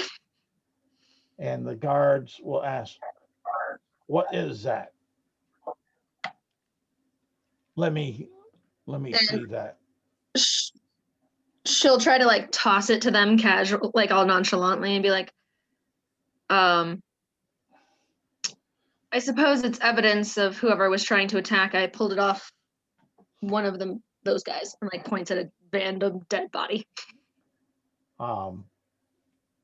Give me a deception roll, and Let me roll for this guy's catch. She got a 19 deception. Well, he caught it. Um, now Yeah, let's do- unfortunately, guards are usually pretty good at insight. It's almost like it's part of their job. Hold on. Can she use? Well, it's not a saving throw, huh? No. Yeah. Okay. And you said you got a 19? Yeah, I got a 19. He doesn't believe you. Good sir. He'll in turn say, why did it come out of your pouch when I asked you to empty the contents? Go ahead, Holly. Good sirs, if you ask anyone in the crowd, they saw the two men who were dressed as servants attack your king. When one of them stabbed your king with a knife, he slouched in this chair. And I rushed up and I sucked the poison out and I stabilized him. It's also probably worth noting that I believe I'm the only person that, or one of very few people that actually got any hits off on either of those two people. Yeah, I wasn't close enough. No, The guard will say, well, come with us. And we were going to. And he'll tell Nikor, pick up your goods and put it back in your pouch. You'll be spending the night here as the king's guest as we investigate further onto your claims. Great. Do we have a right to legal representation, or how does that work? If you think you need it. I don't. I just would like to know because it will be useful in the future. Nikor gestures and just starts following as her unseen servant collects her belongings and puts them back in the pouch and follows. Okay. They'll take you to some rooms that are nice. They'll let you on in. They'll lock the doors after you're in, and they'll have two guards standing on the outside of the doors. Holly wants to empty her coin pouch completely. Okay. Is there anything in it? Nope. Not anything unusual. Are we alone in our room together? Your separate rooms. Separate. If we Are they request- connected at all? Nope. If we had requested joint rooms, would they have allowed it? I'd let you try a persuasion check. Yeah, I think given the circumstances and that all three of these characters are female, Hellion would have requested a room or a suite of rooms large enough for the three of them to share. Give me a perception check. You mean persuasion? Not persuasion, rather. Cool. Natural 20 for 27. All right. The sergeant of the guard there that's doing this, he'll say, all right, fine. It'll save us time and money and manpower. We'll just put 4 guards out there and we'll save 2 guards for Roman duty. And so, yeah, you're all in a common room together. Just say, excellent. I will make sure my father hears of this when we conduct trade talks later. And As soon as we're alone, Nikor would dump her pouch back out also and look again and look to each of you and say, I've never seen that vial before in my life. I believe you. So I suspected that maybe that kid that bumped into us, maybe he put something in, but there was nothing in my pouch. Hellion will check hers, but she doesn't really expect to find anything. won't find anything. Yeah. So why you? I suspect it wasn't the child, and it may have been the people in the tavern that I spoke with. Yeah. They seemed perturbed by my inquisition. I would agree. The three of us should be able to put forward a persuasive enough argument that it shouldn't be a massive issue. We also have eyewitnesses. We've got a lot of eyewitnesses. We weren't even close to them. Yeah, it's worth bearing in mind, though, that us not being close to him does not prove that we weren't involved. It proves that we didn't stab him, but it's not really evidence that we weren't involved. Of course, proving a negative is exceedingly difficult anyway. Should it come to it, I believe I can probably threaten our way out of this, but I would rather not do so. I don't think they would want to go to war with the city of Brass over arresting me, but they might. Keep Seems in like a mind, bad you guys are representatives. Yes. Like, Hellion's plan is firstly persuade our way out, and then if they still insist, contact her father and have him fix the problem. She's very, very spoiled. Like,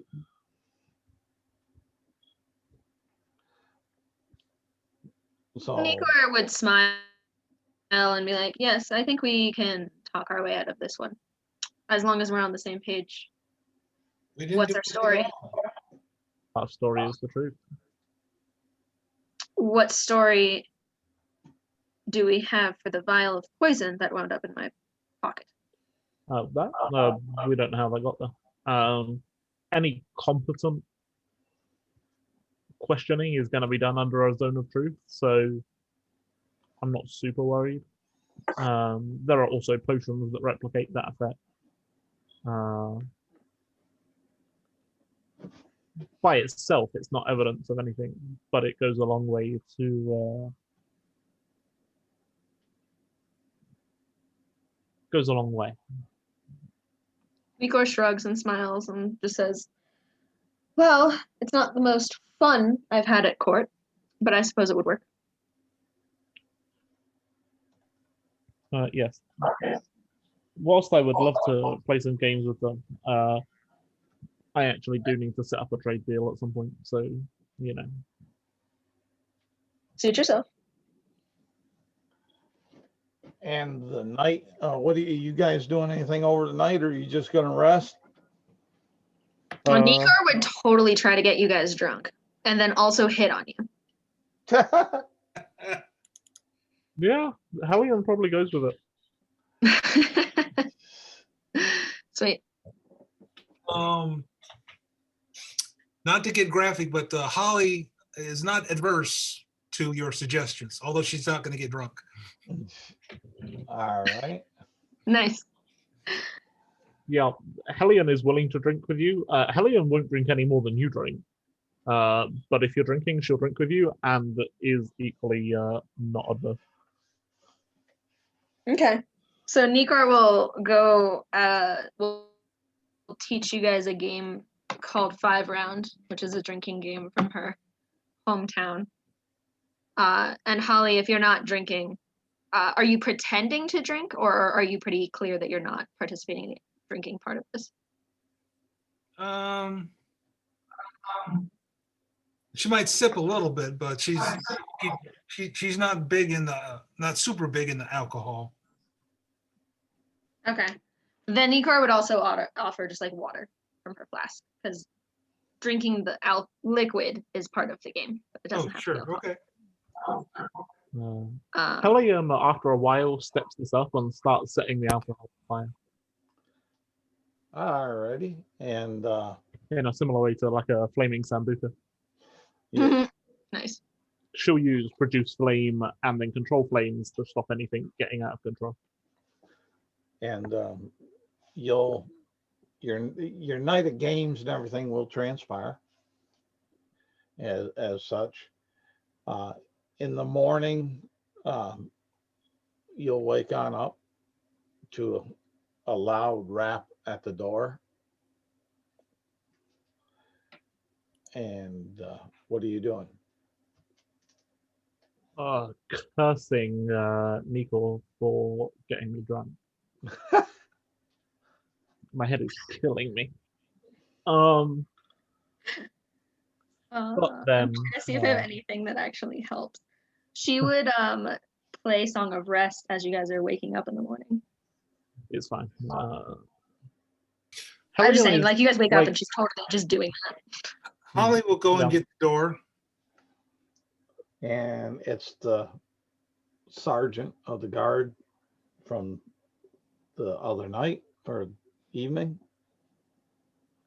He'll say, kind of begrudgingly, that you all can go. We have checked your story. It's has some difficulties. We got people that are saying that they saw you save them from these beasts, these crazy hobgoblins or wild monster turkey, and others that say there's a handful, about 7, that say that they saw you hand the 2 assassins that attempted to take out our sovereign the poison, but the I'd rest probably arrest those 7.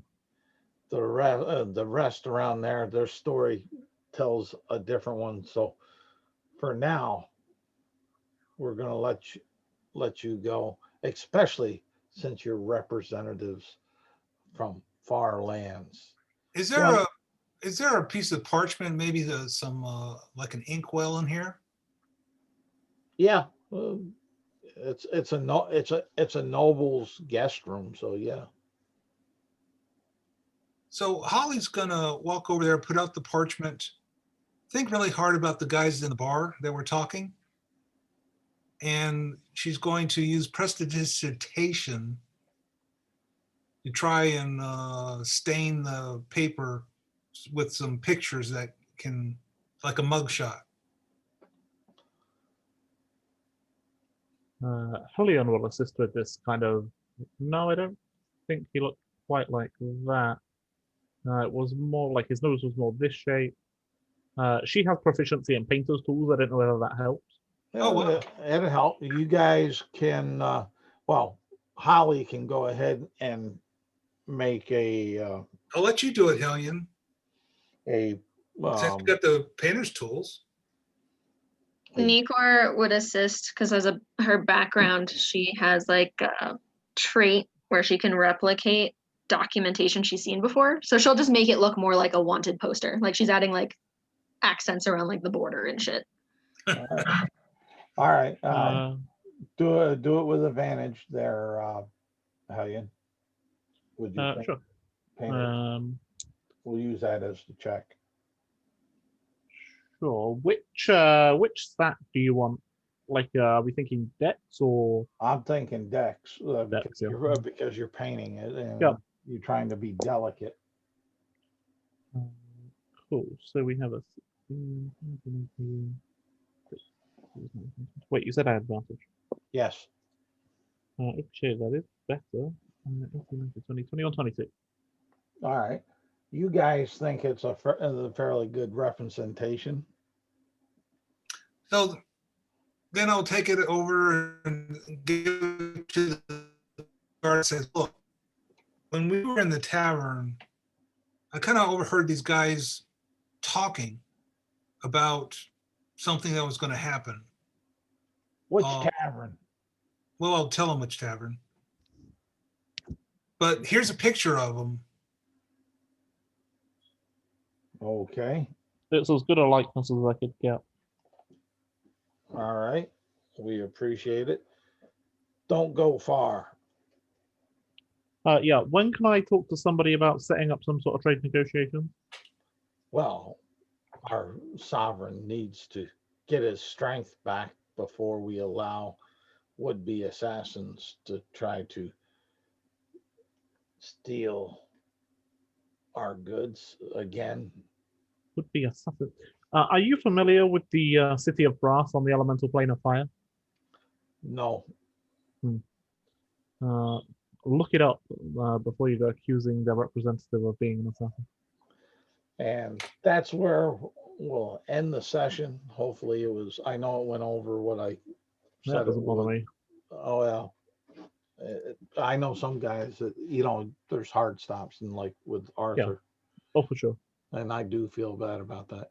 So, but that's where you're at. You'll get 2 experience points for role playing, and work on that, and 1 XP Sweet. as far as that. And let me see here. I want to stop. Thank you for running a game, Charles. That was sweet. Well, that's no Yeah. problem. On Thanksgiving, or at least I think it's Thanksgiving. Yeah, for us I'll it be is. It's Thanksgiving in some parts of the world.